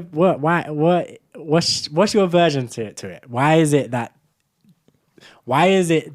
death... Yeah, what is it about death that makes you think that people can't be criticizing death? No, you can be criticized, but there's one thing to criticize and one thing to celebrate. Like, if you're gonna say Kevin Samuels was a dickhead, I could say that he was a dickhead. Okay. But I'm not gonna be like, yes, the dickhead's dead, because that's just unnecessary. He's dead now. Why? Forget about him. Okay. Move on. But what I'm trying to get at, why is it unnecessary? Like, because but I'm saying he doesn't exist in this world anymore. Okay. But, okay, so for me, for example, when someone that you love, you know, passes away, unfortunately, like, it's a sad time, but it's also, I think, a time to celebrate their life, celebrate, like the good stuff, celebrate your memories, like all of that sort of stuff, right? And I think the same thing can apply to when someone you don't like passes away, and it's less of a celebration of your memories that you did. Now it just becomes a celebration of, or a thing of, okay, these are all the things that you did that I hated, and you can't do this shit no more. Like, woohoo! Yeah, I see what you're saying, but like, if you dislike this person, wouldn't it be better to just not think about this person anymore? Now they don't exist. Like, obviously, when they're alive, you may not be able to get around what they're talking about. Like Kevin Samuels, I didn't follow him. I don't care for him at all. But he was always on my timeline. Now he's dead. After him dying, I haven't seen him on my timeline again. And if people didn't celebrate his death, I wouldn't have seen him on my timeline. So you don't need to bring it up. If you don't like, for me, if I don't like someone, I'm not going to go out my way to care about this person. No, but that's what I'm saying. That's what I'm saying. It's not going out of your way to care about this person. But it's not, because it's just saying, like, okay, cool. These are the things that were talked about before. Like, it's not like none of this Kevin Samuels wasn't talked about before. He was. Yeah. Many, many times. Yeah, of course. Times. So it's just like, okay, he's passed away. These are the things that we spoke about before. We didn't like these things. And now he's not here to say these things anymore. So now you're bringing the things up again. Because the man's now dead, and he said this, so he can't say it anymore. But you're bringing it up again, and then you're going to make people talk about it again. But some of what people were saying as well, by the way, like in terms of that people were saying is cheering or whatever, like he would say that women are going to die alone, blah, blah, blah, or unmarried or whatever, and then he was unmarried when he died. So some of what they were saying is, look, he was projecting, blah, blah, blah, blah, like. But I wouldn't class that as cheering. Then who was really cheering? Because I saw people were saying you deserve to be dead. People were happy. That's what I saw people were saying on Twitter. And then a lot of people were obviously saying you shouldn't be cheering a man's death, and that's what my timeline was seeing. More people were saying you shouldn't be cheering than actual cheering. I saw people cheering as well. That's why I was on the you shouldn't be cheering it. Like what that like? I'm definitely in the camp of some people. I would cheer their death. I don't give a. I mean, it depends on what this person's done. I feel like what Kevin Samuels did wasn't that bad that some people should be cheering his death. I think honestly, it was, and I think it's not And I think, and I'm speaking from a perspective of, not for me, like, yeah, not for me, because I feel like, from my perspective, I wasn't the target of anything he said. So like, yeah, I wasn't the target of anything that he said. As a man, someone of my age as well, probably I'm a little bit younger than most of the people he was kind of talking to most of the time. No, he was talking to like 19-year-olds and shit as well. Like, he would cuss anyone. I did actually see one video of him like cussing some young Yeah, like he would go for anyone. That's why I just don't really care for him. But again, okay, he had a target that was the overwhelming majority of who I saw, and that was black women that were more often than not over 30-ish. And for me, if they wanted to be happy that he's gone, I ain't mad at them, because I'm like, if someone was just out there just like saying, these black boys from West London, under 20, under 30, like just like all the time, I just seeing clips of black boys from West London under 30. Boom, boom, boom. I don't even need to be black boys from West London, just black boys under 30. Boom, boom, boom, boom. Yeah. And I'm just like all the time just being flamed up. And then I'm seeing them talking to black boys under 30 on the phone or in person and a little show or whatever, and they're just being mad disrespectful, mad. I don't know. I might be cheering that they're dead too. I might be like, you know, get the fuck out of here. Like, I don't. To me. But the thing is, my relationship to death as well. I don't hold death in that. I guess a lot of people hold death with a lot of reverence, and I really don't. Like, a lot of people hold it as like, okay, no, someone's dead. Like, don't speak ill of the dead. Like, these kind of things. I don't care. Yeah. I think it depends on what you're going to say about the person, because at the end of the day, he's dead now. You don't need to say anything more about him. You don't need to like cheer his death because he's dead. That's like death is the end of everything, essentially. Like, It's not though. It's the end. It's the end of his life. It's the end of his life, but his legacy lives on. Yeah, his legacy lives on for as long as people carry it on. But that's what I'm saying. So this is what I'm saying. So if the people that you say were cheering or whatever weren't on Twitter cheering, it just would have been his fans being like R.I.P. or people just being, or just basically everyone just being respectful about this person that not everyone liked. It would be his fans saying R.I.P. and that's about it. And then that probably wouldn't have got it trending. That wouldn't have got it to where it was, because the controversy elevates it. Sure. So that's people what need to know. But people need to know this was not someone that was liked. I don't get like. I think the point is what probably happens, or what usually happens, is it does start off with the fans. Anything with anyone is always going to start with their fans. So it probably does start with some fan who said, "Oh my god, I just heard the R.I.P. Oh my god, you're going to be so missed." Blah blah blah blah. And then what happens is someone that then doesn't like this person, who's probably not following like this person and everything they do, so probably is getting this information from a fan. In this stage, I don't think so. I think people follow whether you like them or not. Like, okay, but you see what I mean? I know what you're saying, yeah, but I feel like not necessarily, because you'll get the fans who say R.I.P., but you'll also get the flip side at around the same time, I would say. But my point is, regardless of whether it was a fan who broke it first or not, regardless of that, my point is, even if it was a fan that broke it first, what happens next is that someone sees it and is like, nah, people need to know about this guy. No, I think I'm perfectly fine with you lot letting people know how this person was. But it's the celebration that I'm saying that I wouldn't agree to that. Where if you want to say, would you celebrate? All right, so would you celebrate anyone's death? I wouldn't celebrate anyone's death, no. And by celebrating, I mean sending a tweet on Twitter, because this is what we're talking about. I mean, I wouldn't send a tweet on Twitter for anyone's death, no. So I'm trying to think. I even like R. Kelly, for example, who he's a horrible, horrible man. Yeah. I'm not going to be saying ding dong R. Kelly's dead on Twitter, because it's just, I don't find it necessary. I'm just going to think like it's just pointless. I might. I mean, it's definitely pointless. It's definitely unnecessary. Yeah. But hell, man, get the hell out of here. Like, bro, you've been a menace for 30 years or whatever. Yeah. Probably longer. Like, we don't need you here. Yeah. Like, get out. Like, unless you're gonna do some serious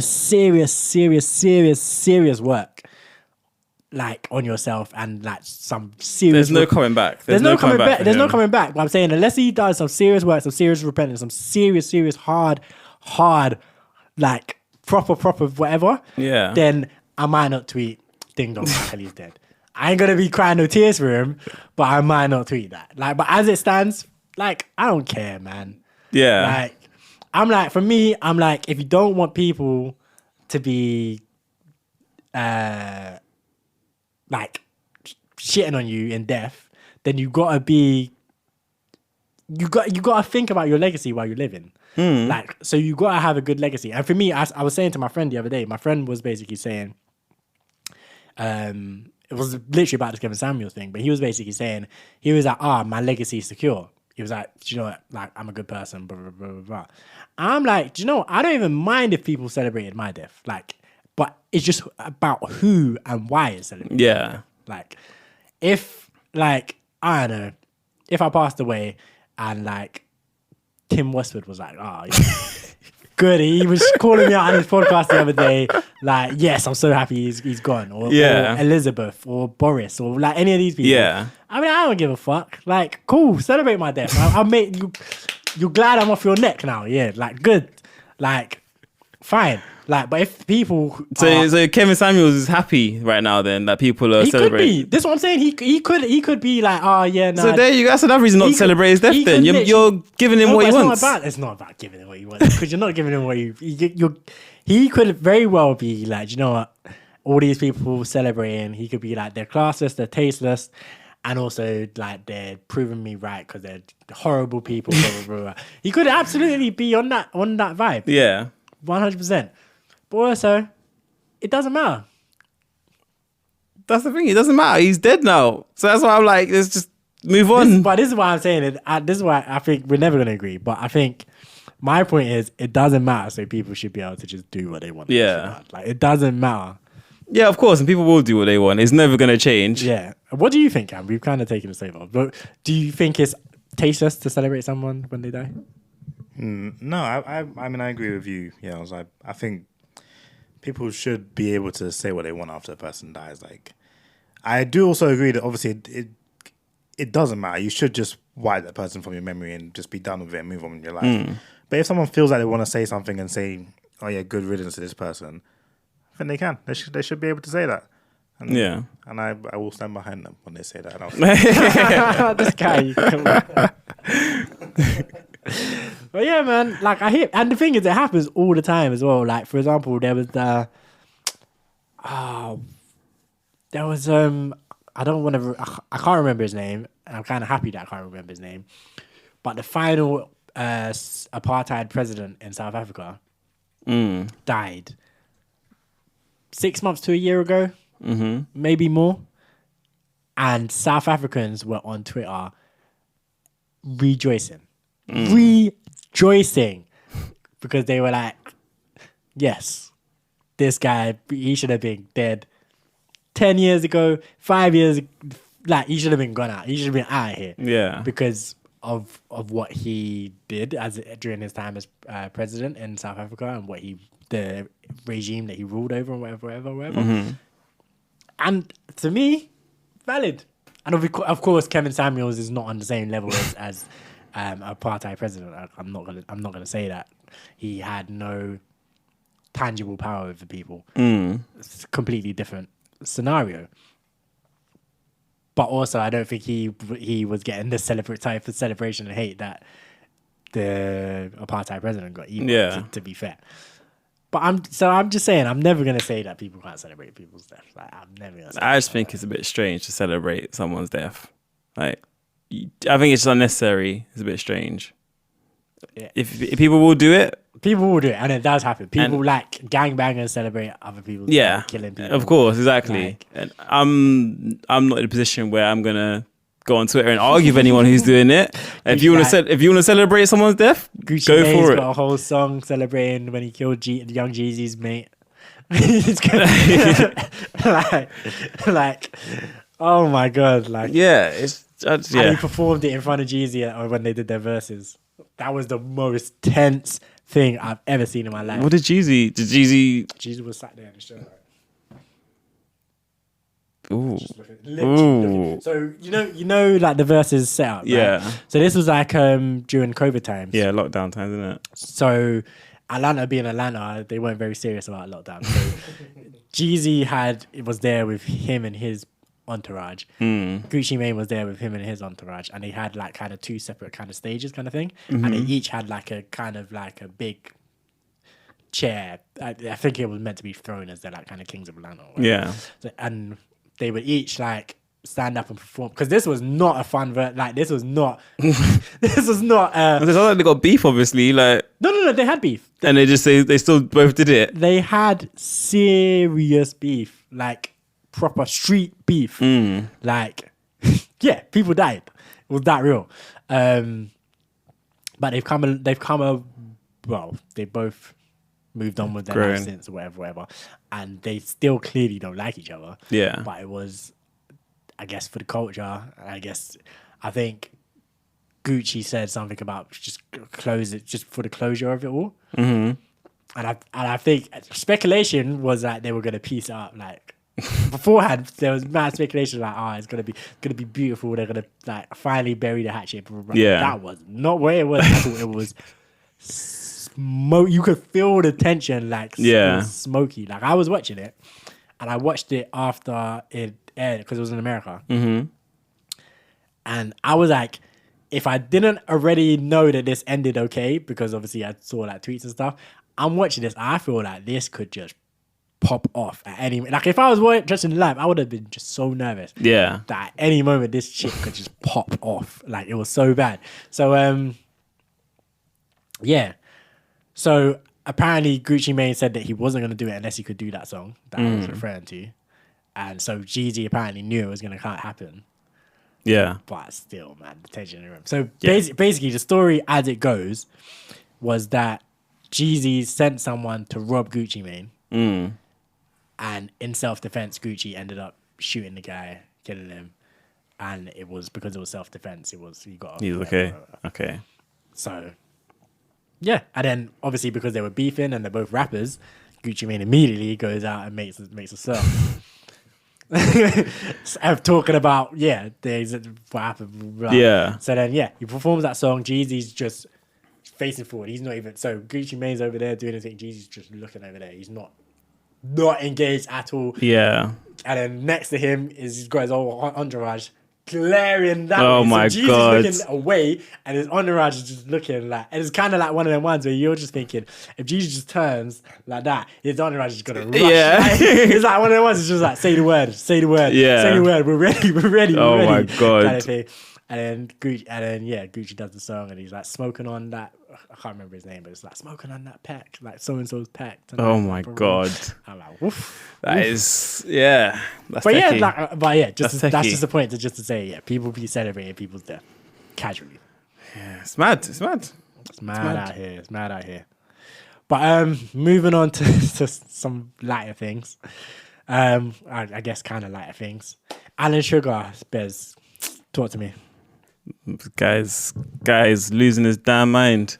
So Cal, I don't know if you saw his tweet, but basically at PwC, so they're doing summer working hours, which is basically going to be from June to August. Get half-day Fridays.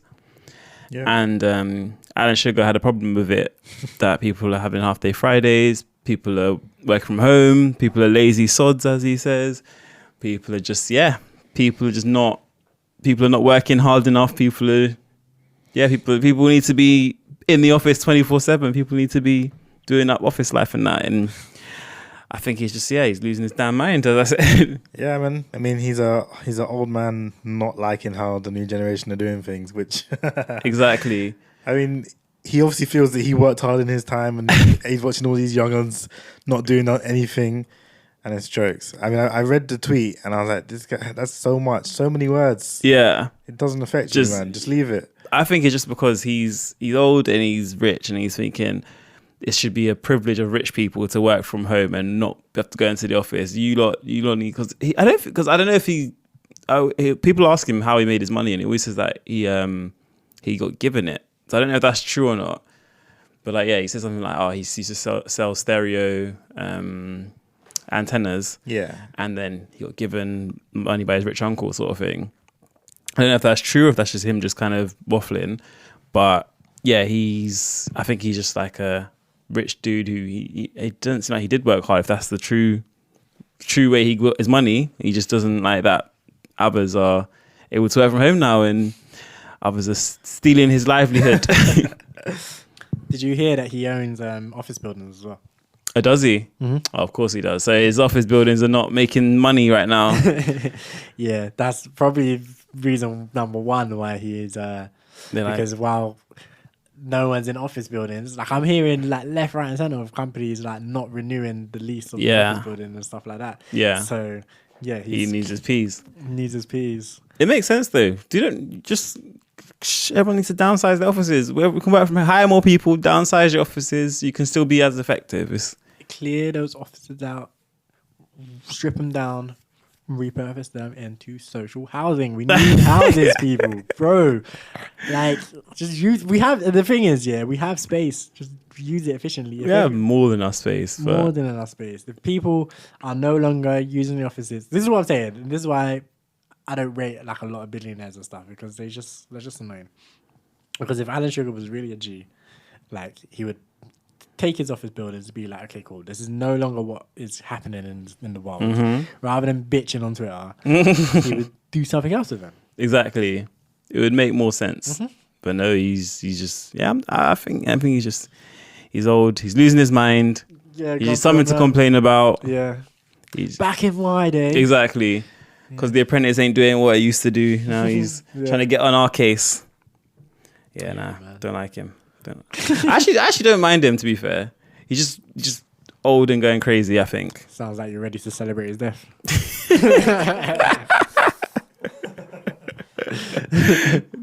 Again, won't celebrate.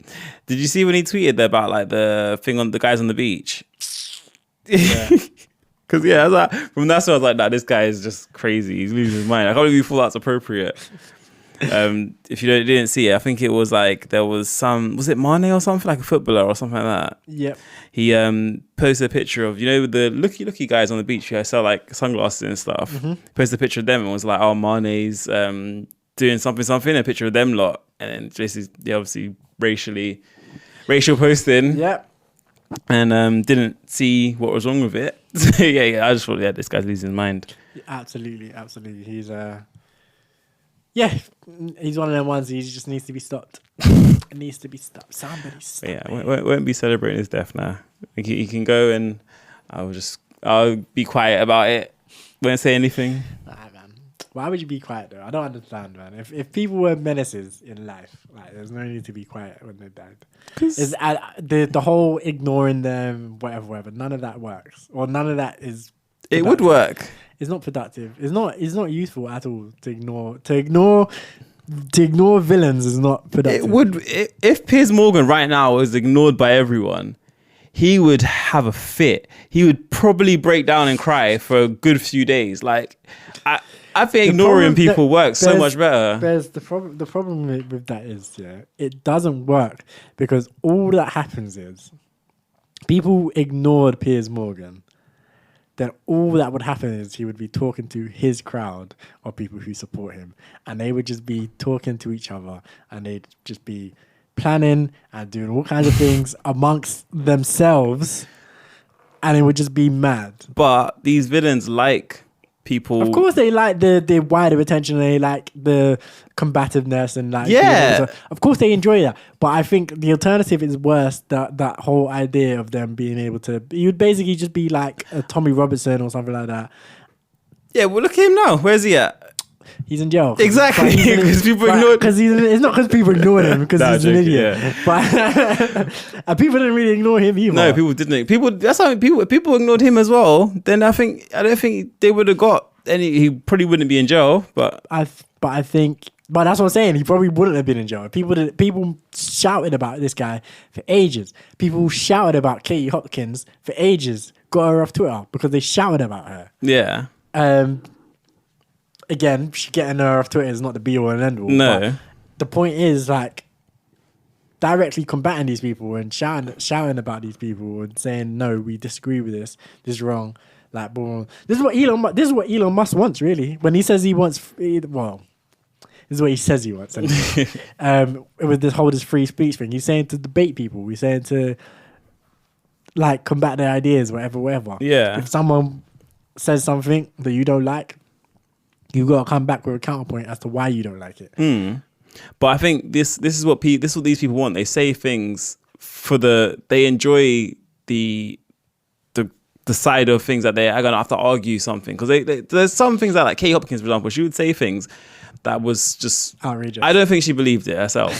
Like, she would say things just for the sake of it, I feel like. Okay, so I kind of get you, because that whole thing the other day with Nick Ferrari arguing with the bloke about him being a person of colour. Oh, a person of colour. Thank you for correcting my language there. Woo! But yeah, I think person of colour is a stupid term and we shouldn't be using it anyway. But yeah, that whole discussion, I get what you're saying. And I do think people should not be calling up Nick Ferrari discussing anything. And just anything. Just don't do it. He's shown himself to be an idiot. Yeah. There's no need to do that. But I think it's quite different. Yeah, I think it's quite different how you go about certain things. Because like someone like Nick Ferrari or whatever, like, yeah, you're actively putting money in his pocket when you call in to the shows and you get in this kind of argument with him, because you're generating a buzz, and then that buzz goes into LBC's pocket through ad revenue and whatever, like all of that sort of stuff. Yeah. Is that controversy sells kind of thing? Yeah. So like, I'm like, nah, we can definitely ignore that. We can definitely do our best to try and not engage with that. That's fine. But when it comes to different circumstances or different things, I'm like, nah, fully just call them out. Call them out. Because you unless you say that something is wrong and why it's wrong, someone who doesn't know any better might believe what's being said. Yeah, I see what you're saying. I do see what you're saying, but I don't know. I just feel like ignoring these lot would shut them up a lot quicker, because I think that if people weren't interacting with them, as I said, Piers Morgan, if no one interacted with him right now, I don't think he would tweet as much as he does, and he wouldn't say as much as he does. Like, he knows what gets people going, and he says it. Like, he did the interview the other day with I think it was someone from Taliban. Yeah, the Taliban leader. And he even tweeted, the woke lot are going to love this or something like that. Or he tweeted something along those lines. And it's just like, he knows exactly what to say to get people to watch his interview and people to... But the point is, like... If he tweeted that and I got one like, he would have taken it down. But the point is, though, like, he's done the interview with the Taliban already.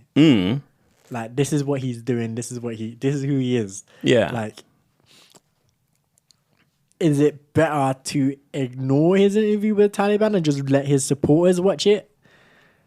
Or is it better to be like, what the hell is this guy doing? Why is he interviewing the Taliban? Is it like, I don't know, it's better to ignore it and then just let his supporters just be.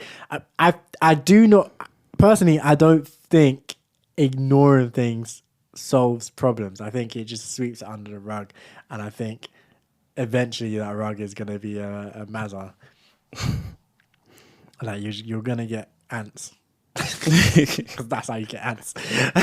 But no, like, literally, like, yes, I do think that engaging with certain things brings it into the mainstream. I do think Nigel Farage became Nigel Farage because people just kept trying to debate him because he was one of the more extreme people, and people were just like, I have to talk about this extreme nonsense that he's talking about. And that brought him into the mainstream, and that kind of helped his views become more, I guess, politically acceptable. Yeah. Because he was just being brought into the mainstream by people trying to debate him. But also, I think there's something dangerous about pushing them to the side where you can't see them out of mind kind of thing, because it's not literally going to be Nigel Farage by himself. It's not literally going to be Piers Morgan over there by himself. It's not literally going to be Katie Hopkins by herself. They have an audience already, and people like that will build. There'll be other people who will be able to build an audience in that sphere, and just them talking, preaching to their choirs and stuff. I don't like the sound of that at all. Like, with no one else like combating it or whatever, I do not like the sound of that at all. I don't think there's any resolution for it, to be honest, because either way, you're gonna get people who are supporting them, and whether people combating it or not, I think that's what I'm saying. These lot like people combating it, and I feel like the people who are their supporters, they have them already. They're not trying to target them. They're trying to target these lot to bring them up even more, because these lot who are arguing with them, it's shining more light on it, and then they're probably growing more supporters from the light that it's been shone on it. But I think what happens is, or what has tended to happen in history, is that people on the fringes, when they're not getting any kind of support in the mainstream or whatever, they then feel targeted, oppressed, all these kind of things. And that generally, that tends to lead them down a more extreme path. So, where they probably feel oppressed already because everything's politically correct now and everything's woke now and everything's that and everything, it'll be probably even worse if, for example, if someone like Piers Morgan was being blackballed. But that's what happened to him, wasn't it? Not blackballed, but he got removed from GMB, and then he kind of blackballed. Piers Morgan was Piers Morgan. He was always fine. He decided to leave Good Morning Britain of his own volition, according to the statement that was made. Oh, okay. Like, he definitely got fired, but they allowed him to say things. Which, again, he wasn't blackballed. Yeah, it was fine. Okay. So I don't know, man. I just think it's dangerous. I think just in terms of, I think intellectually and probably morally too, the better thing for me is to just combat it. Like, yes, that has its own potential issues, but to me, if someone says something stupid, and I reply to that stupid thing with something not stupid, and someone decides to believe the stupid thing anyway, then that's the failing on them. If someone says something stupid and I just go, that's stupid, I'm going to ignore it, and someone who doesn't know any better believes that stupid thing, then that's a failing on me. But it's not. Because it's not up to you to combat this person. It is though. Why? Because I'm there. Like, I'm Batman. there, I'm seeing it. Vengeance. But I'm saying, like, I'm there and I'm seeing it, like, yeah, man, you haven't. Personally, I just don't feel like I have any obligation to tell anyone on Twitter anything. That's my thing then. Okay, yeah, okay, of course. Like, if it's like a family member or something, or a friend or something like that, then okay, cool. I feel like you do have some obligation then to. But if it's on Twitter, my example, the way my example was set up was that it's 3 of us in a room. Yeah. Okay, yeah, that's different. But I think that applies when you widen it up to the Twitter sphere as well.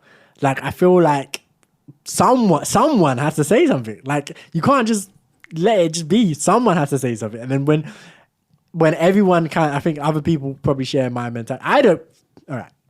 I literally don't go on Twitter and be telling people stuff. Like, very rarely. Like, will I be getting at anyone about anything? Yeah. Like, I might quote tweet something with my opinion on this, or quote tweet something with my opinion on that to do with like politics or whatever. But it's very rarely that like Piers Morgan will be doing something and I'll quote it, or a Daily Mail article and I'll quote it. Like I'm more likely to bookmark it and come and talk about it on this podcast than I am to go on Twitter and do that. Yeah. But other people, to them, they're like, nah, I gotta say something about this. And what happens is many people share their mentality, so many people say stuff about it. Some people have more impact than others because some people have more of a following or whatever than others. But that's what happens. And I think it's probably the better mentality to have than everyone being like, I'm going to ignore this, because I think everyone ignoring stuff just leads to. But don't you think so keeping up like Piers Morgan, for example, if people ignored him, do you think he'd still be doing what he's currently doing? Like, so his interview with Donald Trump, for example, which did so well interview wise, then he's now interviewed Taliban leader. Mm-hmm. Like, so if that does well, he's probably going to look at Kim Jong-un, who's the next big Vladimir Putin, who's the next person who's up there you can interview that's going to get him ratings. If Piers Morgan is as big as an attention whore as you're saying he is, I think that's what it is. I think that's what Weasel are. if he's as big an attention whore as you're saying he is, if he wasn't getting attention doing this, he would be trying to get attention doing something worse. Yeah, you're right. But if people are ignoring him regardless, then he's not getting attention. But Unless he's going to be going to murder people. I don't know, Cam. Am I thinking about this the right way? But would that not be a worse thing? If for example, he was, I don't know what would be more. So what can he do? Than interviewing a leader of the Taliban. But if I'm saying that if he wasn't getting traction doing that, and then he finds something worse to do, is that not worse? Is that not a worse situation?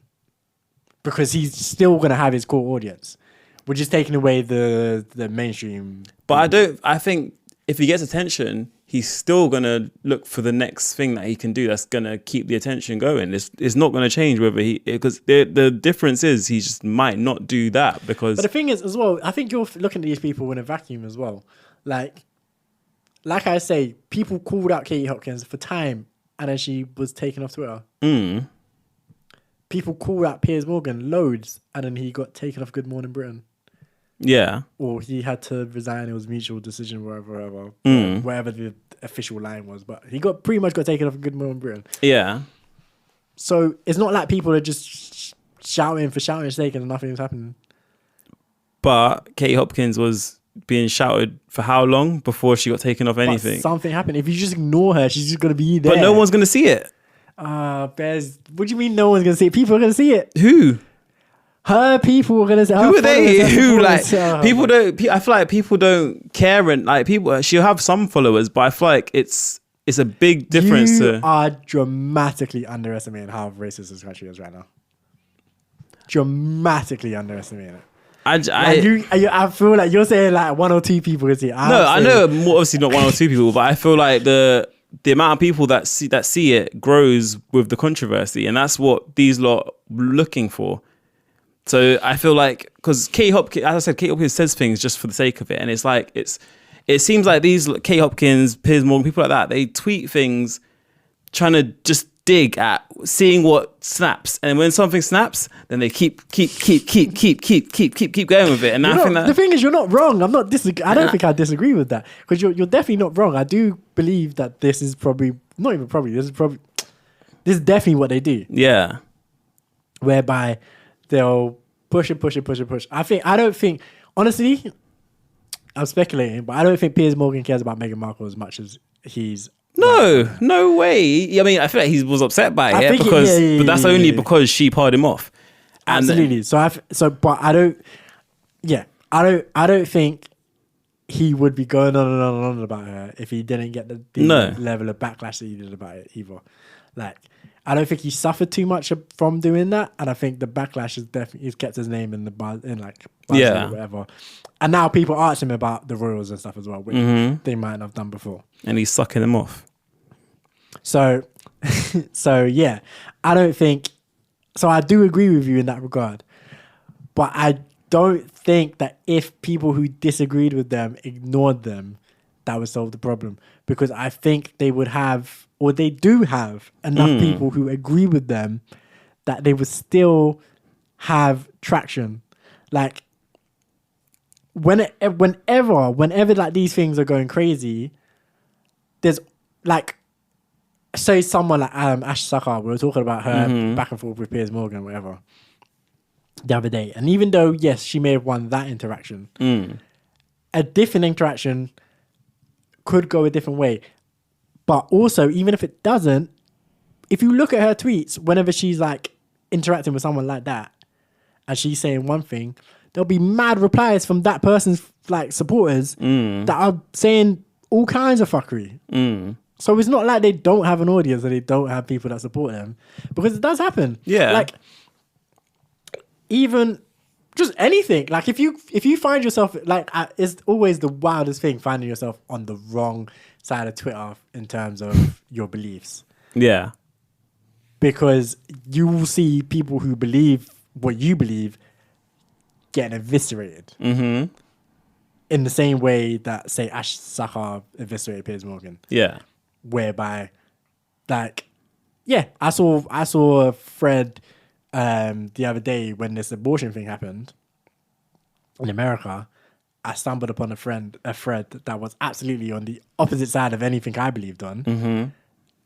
And yeah, people were replying to that thread saying like, no, these old like white men and whatever should not be controlling what women do with their uterus. Yeah. Blah, blah, blah, saying that and getting like 1 or 2 likes, and people responding like, oh yeah, no, abortion's a sin, getting thousands and thousands of likes. Like, and I'm like, yeah, that's just how you know, like, people get wrapped up in their own echo chambers and think that this is like what I see is what the majority thinks, or what the overwhelming consensus is, or whatever. And I just don't really think that's the case too tough. I think if we ignored them, they would probably have less mainstream appeal because they have, let's say, 50% of people no longer engaging with them. But they still have that other 50% who's going to be ride or die. And they're going to have an axe to grind because they're like, why are you ignoring us? Don't ignore us. People don't like being ignored. Yeah, I guess. I don't know. I feel like there's no solution for it. Regardless of whether you ignore them or not, they're going to be there. No, and you're right. I feel like, yeah, just interacting is kind of more what they want. And that's why I feel like ignoring them will make them... My question to you is, before we can move on afterwards, but my question to you is, combating them might not be the best way to solve things, but it has seen some solutions. Like I said, Katie Hopkins got kicked off. Piers Morgan lost his Good Morning Britain slot, whatever. What does ignoring them really do?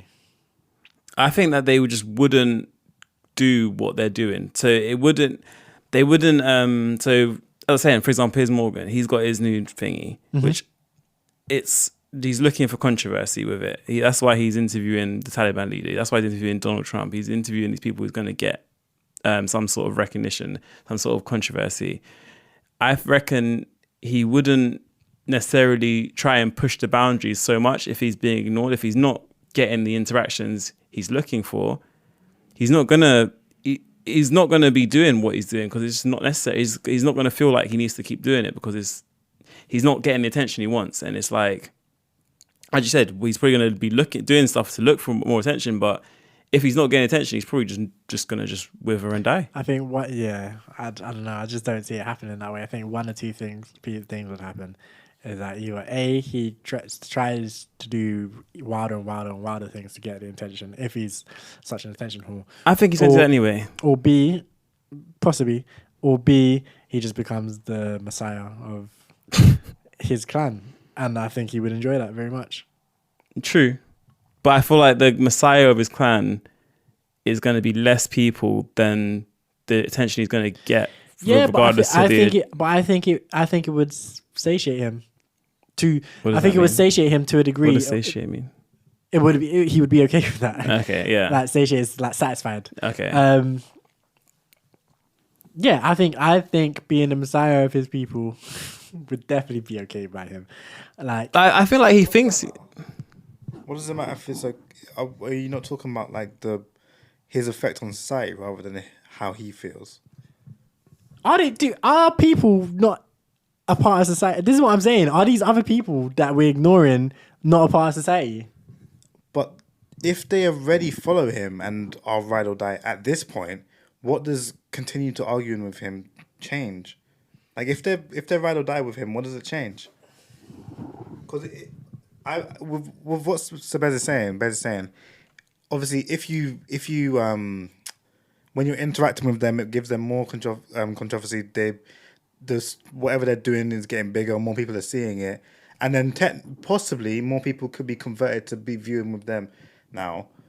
Can I just say, by the way, like I've said a couple times, Katie Hopkins got kicked off of Twitter. Piers Morgan lost his Good Morning Britain show on ITV. His show that he has currently is on some channel no one really watches. But its ratings are so doing... he's doing good ratings because he just started and he's just had a good opening campaign and stuff. So he's doing some decent ratings. No, but imagine everyone ignored his opening shows. So Donald Trump interview got 10,000 views, and that's all his people. Never gonna happen. But that's his people. Well, I could interview Donald Trump tomorrow with no promotion, and I would get some decent views because it's Donald Trump. But if then on the flip side, people are saying it's Piers Morgan, we're not watching it.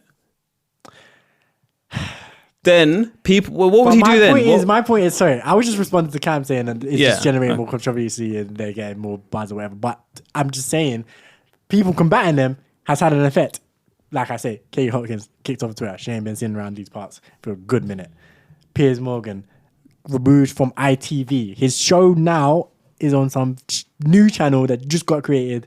Like, yes, like Ben says, has done some decent numbers for a brand new channel. He's not on ITV every single morning anymore. ITV Blood Clot 1 every single morning to some channel that just started yesterday. There is definitely a drop off there.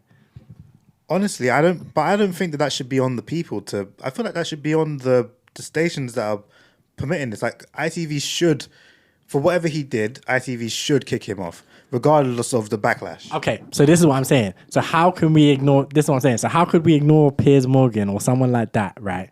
Because he was on ITV. He'd been on ITV. If we just start ignoring him, not saying anything, boom, boom, boom, boom, boom, and his supporters just keep watching the show or whatever, that's consistent ratings. Just there on ITV. Now we just can't watch ITV because we got Piers Morgan stinking up the joint. You can't watch Good Morning Britain, and then he probably get kicked off because everyone's boycotting Good Morning Britain because of him. Oh my god, who is everyone? This is what I'm trying to understand. We are going around in circles, and I think that's probably where we're just gonna disagree. Because for me, it's not everyone. There would never be. It would never. No, of be course. everyone. When I say everyone, I mean I feel like the majority of people right now hate Piers Morgan. Majority. I wouldn't say it's equal. I don't know about all that. I wouldn't say it's equal. I say majority of people hate him. About that, man. I think he's got a lot of supporters. He has got a lot of supporters, no, 100%. But I think majority of his supporters, like because obviously from what I see, every time he posts something, he gets constant hate. I don't think I ever see one person. But so many people do that. If people on who believe things that we do that are kind of like Piers Morgan journalist types get mad hate. Mad hate. Like who? What do you mean? People who... Like Ash Sakar, we've been bringing up her name bare times today. Yeah. But so if I've ever gone on her page, I haven't seen anyone hate. I've seen people agreeing with her. I've seen mad people say like she's always. But if you go on all her tweets, do you follow her? No, I don't follow her. Okay. But I saw what she said with Piers Morgan, so I just went on the tweets and then went on a few of her tweets, and I just saw she was getting love. I didn't see people hating her. I follow her, and every day she's arguing with someone. Yeah. And by someone, I just mean some random person, some random troll or whatever in her replies. Yeah. And that's usually just the random person that she picked to argue with that day. Like, there are definitely more. Yeah. There's mad. I saw one day someone, she posted something about her grandmother it was Eid. That's it. It was Eid. She posted something about her grandmother who's no longer with us. No longer with her, who's passed away. And about it being Eid and blah, blah, blah. And like, and in the replies, people were saying all kinds of stuff about Islam and Muslim people and blah, blah, blah, and blah, blah, blah. She shows a couple of them to respond to and left alone. I think anyone with a following that talks about any kind of like politics or like society or anything like that, like, people follow you. Some people will follow you because they like what you say. Some people will follow you because they disagree with you. Yeah, of course. Bare people will respond either supporting you or disagreeing with you. Yeah. Like another journalist, Nadine White. She's the race correspondent for The Telegraph, I think. The first person to work for a newspaper with that job, race correspondent or whatever. Again, mad hate. She just presents, and she literally more or less just presents facts. She does. So don't you think it's better, like, then on the flip side, that those lot who are mad hate, giving her mad hate, should just ignore her since they don't like what she's saying? What would this world be if that happened? The world would be great if It would people. actually would not be great if everyone was that. It would be Are peaceful. you mad? Are you lot? You lot are bad. You lot. Wait, hold on. Let me stop because you lot just said it would be peaceful. You lot are. We would be at war. It would literally. How? How would we be at war? Wait, you can't see how. No, but you. No. All right, Bez. Let me just roll this down to me and you in this flat, right? Yeah. All right. So. I'm imagine- ignoring. Let's say we hate each other. I'm ignoring you. You're ignoring me. Where's the war? We're not just ignoring each other because we hate each other. We're ignoring each other because we disagree. Imagine, right? Yeah, that Okay, it has to be. All right, so imagine that I decided that I like to light a candle like that has a sandalwood scent. Yeah. Let's say. And let's say that you hate sandalwood, the smell of it. But we're ignoring each other. Yeah. And I just have it in my room. But obviously, naturally, because we all live in the same flat, we live in the same area, that smell wafts out into the kitchen, it wafts out into the living room. And also, like I say, it's a pretty strong smell. It wafts into your bedroom, your space, because we're all living here. Like we're all living in this bloody country. So just because we can't just start ignoring each other of what things people are doing. But also, so now we're now what I'm doing is affecting you. Indirectly, because I'm not doing it in your space or whatever. I'm doing it in my space, but it's still affecting you. Yeah. But we're ignoring each other. Yeah. Are you really gonna sit here and tell me that the logical solution to that is you're just gonna keep ignoring me? I'm just gonna get a candle I like the smell of, and then light that in my room, and then I'm not gonna smell sandalwood no more. That's a state of war. Why is that war? Because That's peace. We're compromising. You like your smell, I like my smell. do you understand what I'm saying, Cam, by that being a state of war? Because that is absolutely a confrontation. Because if you do that, that's a confrontation. And if your smell starts overpowering my smell, now I gotta one up you, and now you gotta one up me. So the solution is then I have to come and tell you that you can't have sandalwood then. And if you do that, then that's because. But then you like sandalwood, so then we're at war anyway. So the best thing we could do is I can get my smell, you get your smell. But we're not. The thing is, right, when you communicate, right? Yes, you might disagree, Yeah. but you know where you stand. You know what everyone thinks. You know what everyone feels. You understand like the other person's position. You understand the other person's point of view. It's way more likely that you're going to be able to come to a compromise when you communicate. If everyone just starts acting independently without knowing what the other side is doing, that's just going to cause further confrontation. Cam's nodding his head. He's finally coming along. I'm nodding because I like the sound of acting independently. That's why.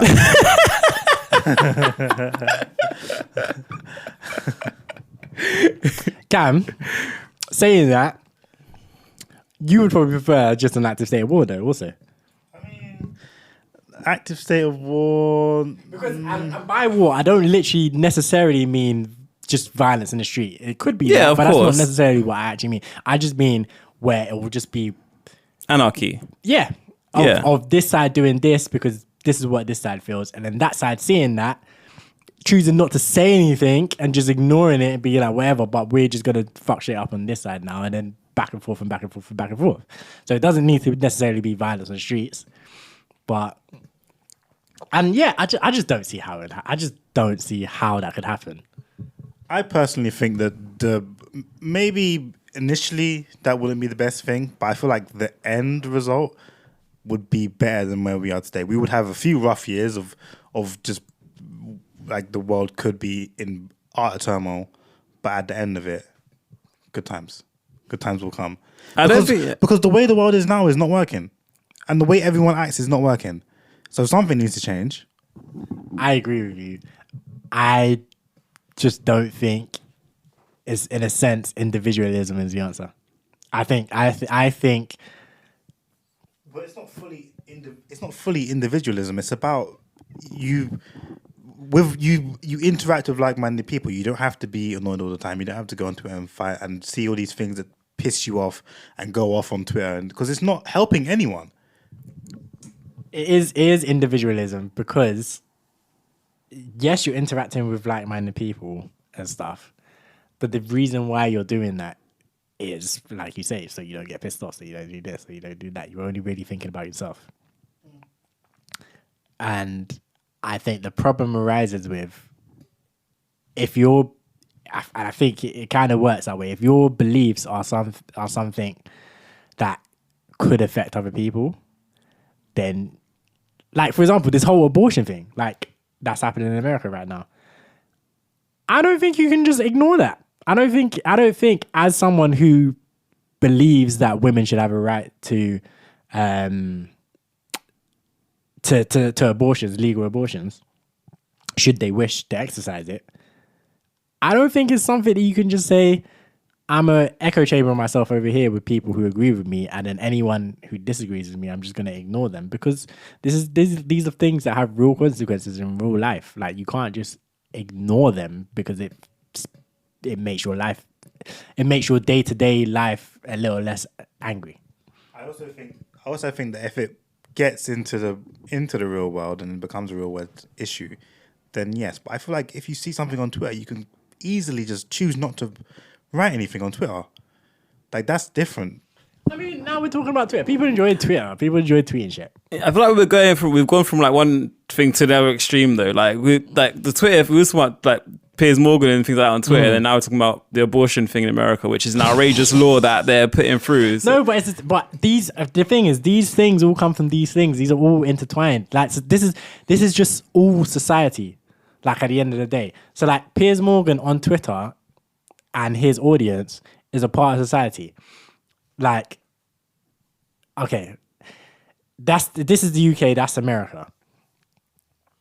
But the reason why something like that abortion thing can happen in America is because there's an appetite for it in society. And the reason how certain things sustain the appetite, I'm not going to say it came out of nowhere, but the reason how certain things sustain the appetite is because of, in America, for example, they have Fox News and they have personalities on Fox News, Piers Morgan types, who advocate for these things. And then they have people similar to Piers Morgan supporters over here who then support these things. And they watch something like Fox News, people like Tucker Carlson and them, man, and they say, okay, no, cool, I agree with this. Or I already agree with this, but this person also agrees with me, and he's on the television, and yeah, I support that. But you, man, are saying to just ignore those people and that exchange happening, and then only deal with it when that thing that's happening manifests into something more. But I'm like, why would you do that? You have to cut it off because you're not cutting it off. You're attacking it and making it grow. So it's not cutting it off. It's just inflating it, and that's going to make it a bigger problem anyway. So I feel like you're getting there, and you're not like killing it. You're just escalating it unnecessarily quicker than it, and it might not ever even get to there. You're just assuming it would. Boy, I'm just saying, you lot are gamblers and risk takers because because that statement that right there was like, to say you're just assuming that it will get like that. You are assuming though, because if Piers Morgan had, let's say, okay, obviously you're going to say he has way more, but let's say he has 10 supporters. Mm-hmm. Everyone ignores him. In a year's time, he might have 20 supporters. Okay. If he has 10 supporters, 5 people attack him. He now has 15. He has 15 supporters, let's say, after the fight, because those 5 people attacking him has now had those 10 interacting with him, 5 people interacting with him. It's now grown in a year's time by double. It's moved a lot quicker than it would have in the space of the same time, in my opinion. I don't know if that's true, man. I hear that that's your opinion. Like, obviously, he would have probably more. He'd have more people attacking him. He'd have more people agreeing with him. It's made it grow a lot more than it would have, I feel like, naturally, because people are attacking it and people are shining light on it. That's what I think anyway. And I feel like, yeah, it's an assumption to say that it would have necessarily grown to where it is without any without any. It's an assumption to say it wouldn't have. It is an assumption as well, yeah. But I feel like it's a more likely assumption though, because no one's. I don't know. I don't. Because no one. Remember, no one's interacting. All right, hold on. So my thing is right. I don't see how you lot can say. I think you lot are basically saying that opposition means nothing, and I don't think that's the case. Like, no. Hold on. Yes, you're saying. Yes, you're saying okay. It's being brought into the mainstream a bit more. I can let that go. Fair enough. But with it being brought into the mainstream, like, and being actively debated and actively like contested and having people like intellectually destroy like certain arguments and certain points and whatever. People are learning things. Like people are. I've seen things on Twitter of people saying, you know, it literally Piers Morgan actually. You know, I used to like listen to Piers Morgan. I used to not even believe, but I used to support a lot of what he said. But then I heard so-and-so say this, and then I heard so-and-so say that. And that changed my way of thinking, that changed my views, that opened me up to like, I heard new information and I came to new conclusions. Yeah. That does happen. And I don't think that's, and I'm not going to make assumptions on how many people that happens for, but I'm sure just as many people who decide to ignore that, I'm sure a decent amount of people probably learn something as well and decide, okay, I'm no longer a Piers Morgan supporter because I've learned this new stuff. Possibly. But I don't know. I feel like people don't, on Twitter anyway, people aren't really intellectually debating people. People are just, everyone's just going at someone like cats basically, like just attacking each other, and that's what Twitter is, and then that's what I see of like people, like as I said, what Ash Sarkar said to Piers, I like that. I liked what she said to him. I don't think she wasn't trolling him. She wasn't like doing anything in a way that, in my opinion, made him look good or made him enjoy, because he shut up because he got put in his place. And I think that's fine. If you're going to put someone in their place, fine. But don't feed them. Don't feed the person, because he wants someone to feed his ego and feed what he's putting out. And that's what I think he's looking for. I agree with you. Insofar that I say that, yeah, you definitely shouldn't feed the trolls, and people like Piers Morgan are trolls. But I don't think you can just flat out ignore them. I think that creates larger problems long term. I do agree with you that a lot of times these mass pylons and stuff, like where people are just retweeting this thing that everyone's just going to be offended by. Like it doesn't need to be retweeted like 75 million times. It's when it's something that's so obviously like bait or whatever. Leave it out. But I'm definitely not all for just flat out no one talking to anyone, just ignoring like the situation, or only talking to people you agree, or only discussing the ideas with people you agree with. That is just very, very dangerous, I think. Would make the world go round. Yeah. Literally in that case, I couldn't discuss anything to do with the government and people, because I disagree with almost everything they do, but they would be actively controlling my life at the same time. No, but you'd be discussing what you disagree with, and then the other people who you discuss it with would also agree that the government ain't shit. But how do you do anything? How does that manifest into anything? Because the government are just ignoring you because they don't. And how do you and if they're already in power and you're not talking to anyone on the other side, how do you convince people to come on your side to then get them out of power? How does that change the arithmetic of anything? They would just forever be in power because everything would stay the same because everyone's ignoring each other. But I don't think things change much anyway.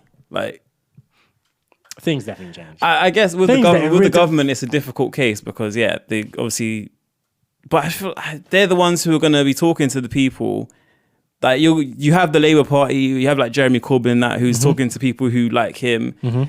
The other side are ignoring him anyway. They're not ignoring him. Well, they're trolling him and saying shit about him anyway. And then you get the current side who we're talking about saying shit about. And then it's like, I feel like whether we're ignoring them or talking shit about them, it's not any different. And those people like, oh, come on, man. We've seen mad parts of where the government have had to use them. Rashford chat shit on them for a week, and then they decided they were going to feed children. Like, let's come on, man. Let's be real. Like, I understand what you're saying about things not changing and whatever. Like, fundamentally, yes, this country is what this country is. yeah, But like, dialogue has solved some problems. Like I say, that little Marcus Rashford thing. yeah, That happened. We talked about it on this podcast Yeah, many times. true. It happened twice, if I'm not mistaken. You got them to change. true, yeah, And that was a result of, they said one thing, he disagreed, and he said that he disagreed. And he said why he disagreed. And the public backed him up on it. And That's true, yeah. Other people disagreed on the other side, and they said why they disagreed, and they didn't get the same amount of support. And eventually the government had to change their way. Yeah, it's true. I feel like the government, as I said, the government's different because they technically are supposed to be for the people. So really and truly, everyone should be getting their word in, their 2 cents in on the government. Like, they aren't an establishment that's supposed to just kind of take in negative energy and just basically grow from what people are saying about them. They're there as meant to be an impartial party. Whoever you like them or not, they have to listen to what you have to say, sort of thing. That's what they're supposed to do. So I think, in that case it's different because, they're not trying to basically be fed by people, sort of thing. Like, they're meant to be an impartial party between two different. They're not meant to be impartial about anything, to be honest. They're not meant to be. No, that's why you elect them, because they aren't impartial at the end of the day. You elect them on their beliefs, and they're meant to represent everyone. But true, that's what I mean. Yeah. But anyway, I just deep the time. Yeah. But let us know what you think. Let us know what you think about this. That was a very in-depth discussion. We wasn't supposed to talk about that at all. Nah, it just kind of cropped up out of nowhere. But definitely let us know what you think. Is it better to, in terms of social media, because I guess this is what Cam and Bez were really talking about, but in terms of social media, is it better to just completely ignore things you don't agree with, or is it better to engage with it and combat it and debate it where you can? You don't need to combat everything, but as and where you can. Let us know what you think. Tweet us at 5 Letters Podcast. And Instagram 5 Letters Podcast as well. That's the number 5. That's everywhere. Why don't we do quick fire what we're watching? Not too much discussion, but if you want to just bang list what you like, quick thoughts or whatever, and then we can wrap this up and get out of here. Okay. I watched Ozark, finished that. It was decent. I was need to finish it. Watched Uncharted. I quite enjoyed it. I quite liked it, the movie. Watched The Batman, which was decent. It was okay. It was all right. Watched King Richard. Ooh, Richard. I watched that. It was actually quite good. I quite enjoyed it. You've been watching a lot of movies. I watched it because I have just been trying, because I haven't had any shows to watch. I'm like, let me watch some movies and see what's there. Doctor Who. I knew you were going to say that. And I started watching The Circle. The new season dropped. And there's this football anime, Aoshi, I've been watching as well. But yeah, that's about it so far. I've just been watching. I started watching Grey's Anatomy like a few weeks ago. Oh wow! From the start. Oh, Oh, I've never wow. seen it before. It's a madness. Yeah. Well, have you watched it? No, but that's like a long show. Yeah, I didn't know. That's how long still it ongoing was. as well. Yeah, I didn't know how long it was. I don't know if I ever mentioned on the show, but I started watching NCIS as well. Before that. Yeah. But I stopped that and I started watching Grey's Anatomy. I'm hooked, but I really don't like it. It's so annoying. the sort of thing you would like to watch. Yeah.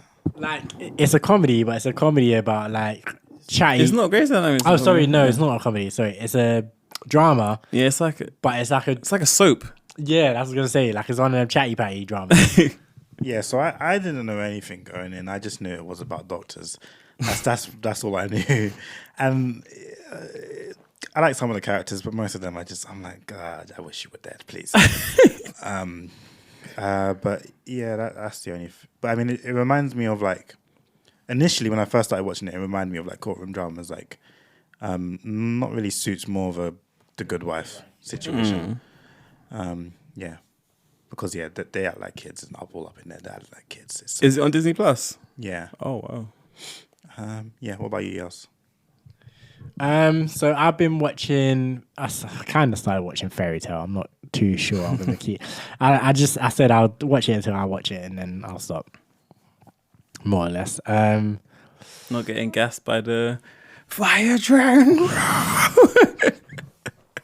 I hate it. I hated it the first time I watched it, and I still hate it now. Like it's so just stop screaming, please. God damn it. Like I don't know why. I guess it's because I knew it from young. But like Dragon Ball Z, when it's I love it. Like, but yeah, I know why. It's because Kamehameha is not a real word. Yeah, like when man's screaming fire dragon, it just sounds so corny. Like so corny. I want to say something. Something I had a thought about, like after last week's episode, is that when I actually really believe that when I watch a subbed anime, I enjoy it a lot more than if I watch a dubbed anime, because of things like that. When I'm hearing Natsu say fire dragon, or I'm reading Natsu said fire dragon raw, that's not what I'm hearing. So it sounds foreign to me, and so it just sounds a lot better. Sounds sick, yeah. And that's why I was also why I liked like ReZero and that. I watched it. I've never watched it subbed, and like why I don't like Demon Slayer, because I did watch that dubbed, and I hate all of them because I hate their voices. If I watched it subbed, I might like it.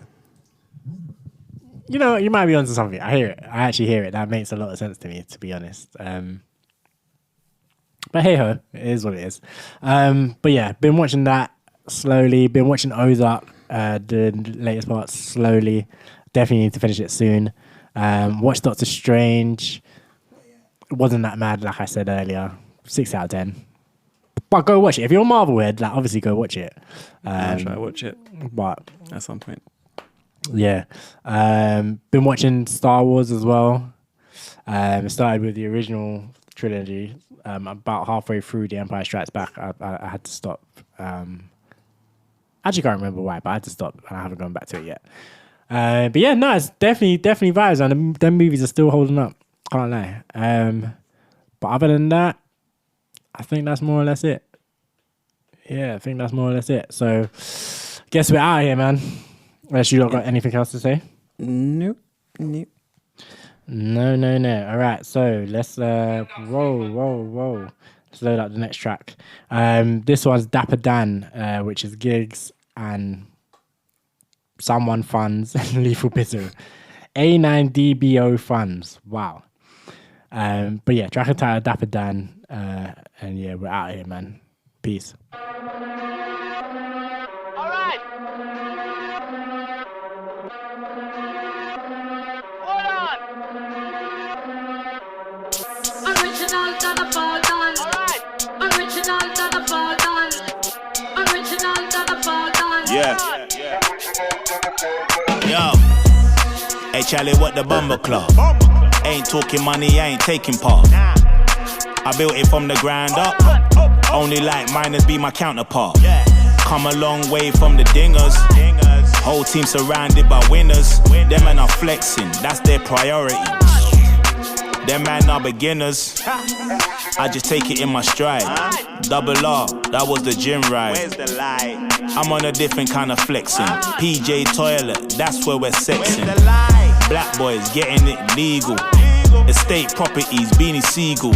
Local lad, but we do it regional. Just getting started, this just the preview. Ghana Mafia, them small boys are quasia. Online killers, but I'm real life, they're tilapia. Goldfish impersonating sharks. Pomeranians, move your blood clot. Original Dapper Dan. Under.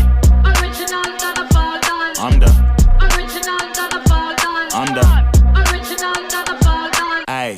Original Dapper Dan. Original Dapper Dan. Original Dapper Dan. Straight for your fake fog, bass in your face. Taste for your taste bud, taking the tape. H for your tape plug. Haters who hate, but they shouldn't say so.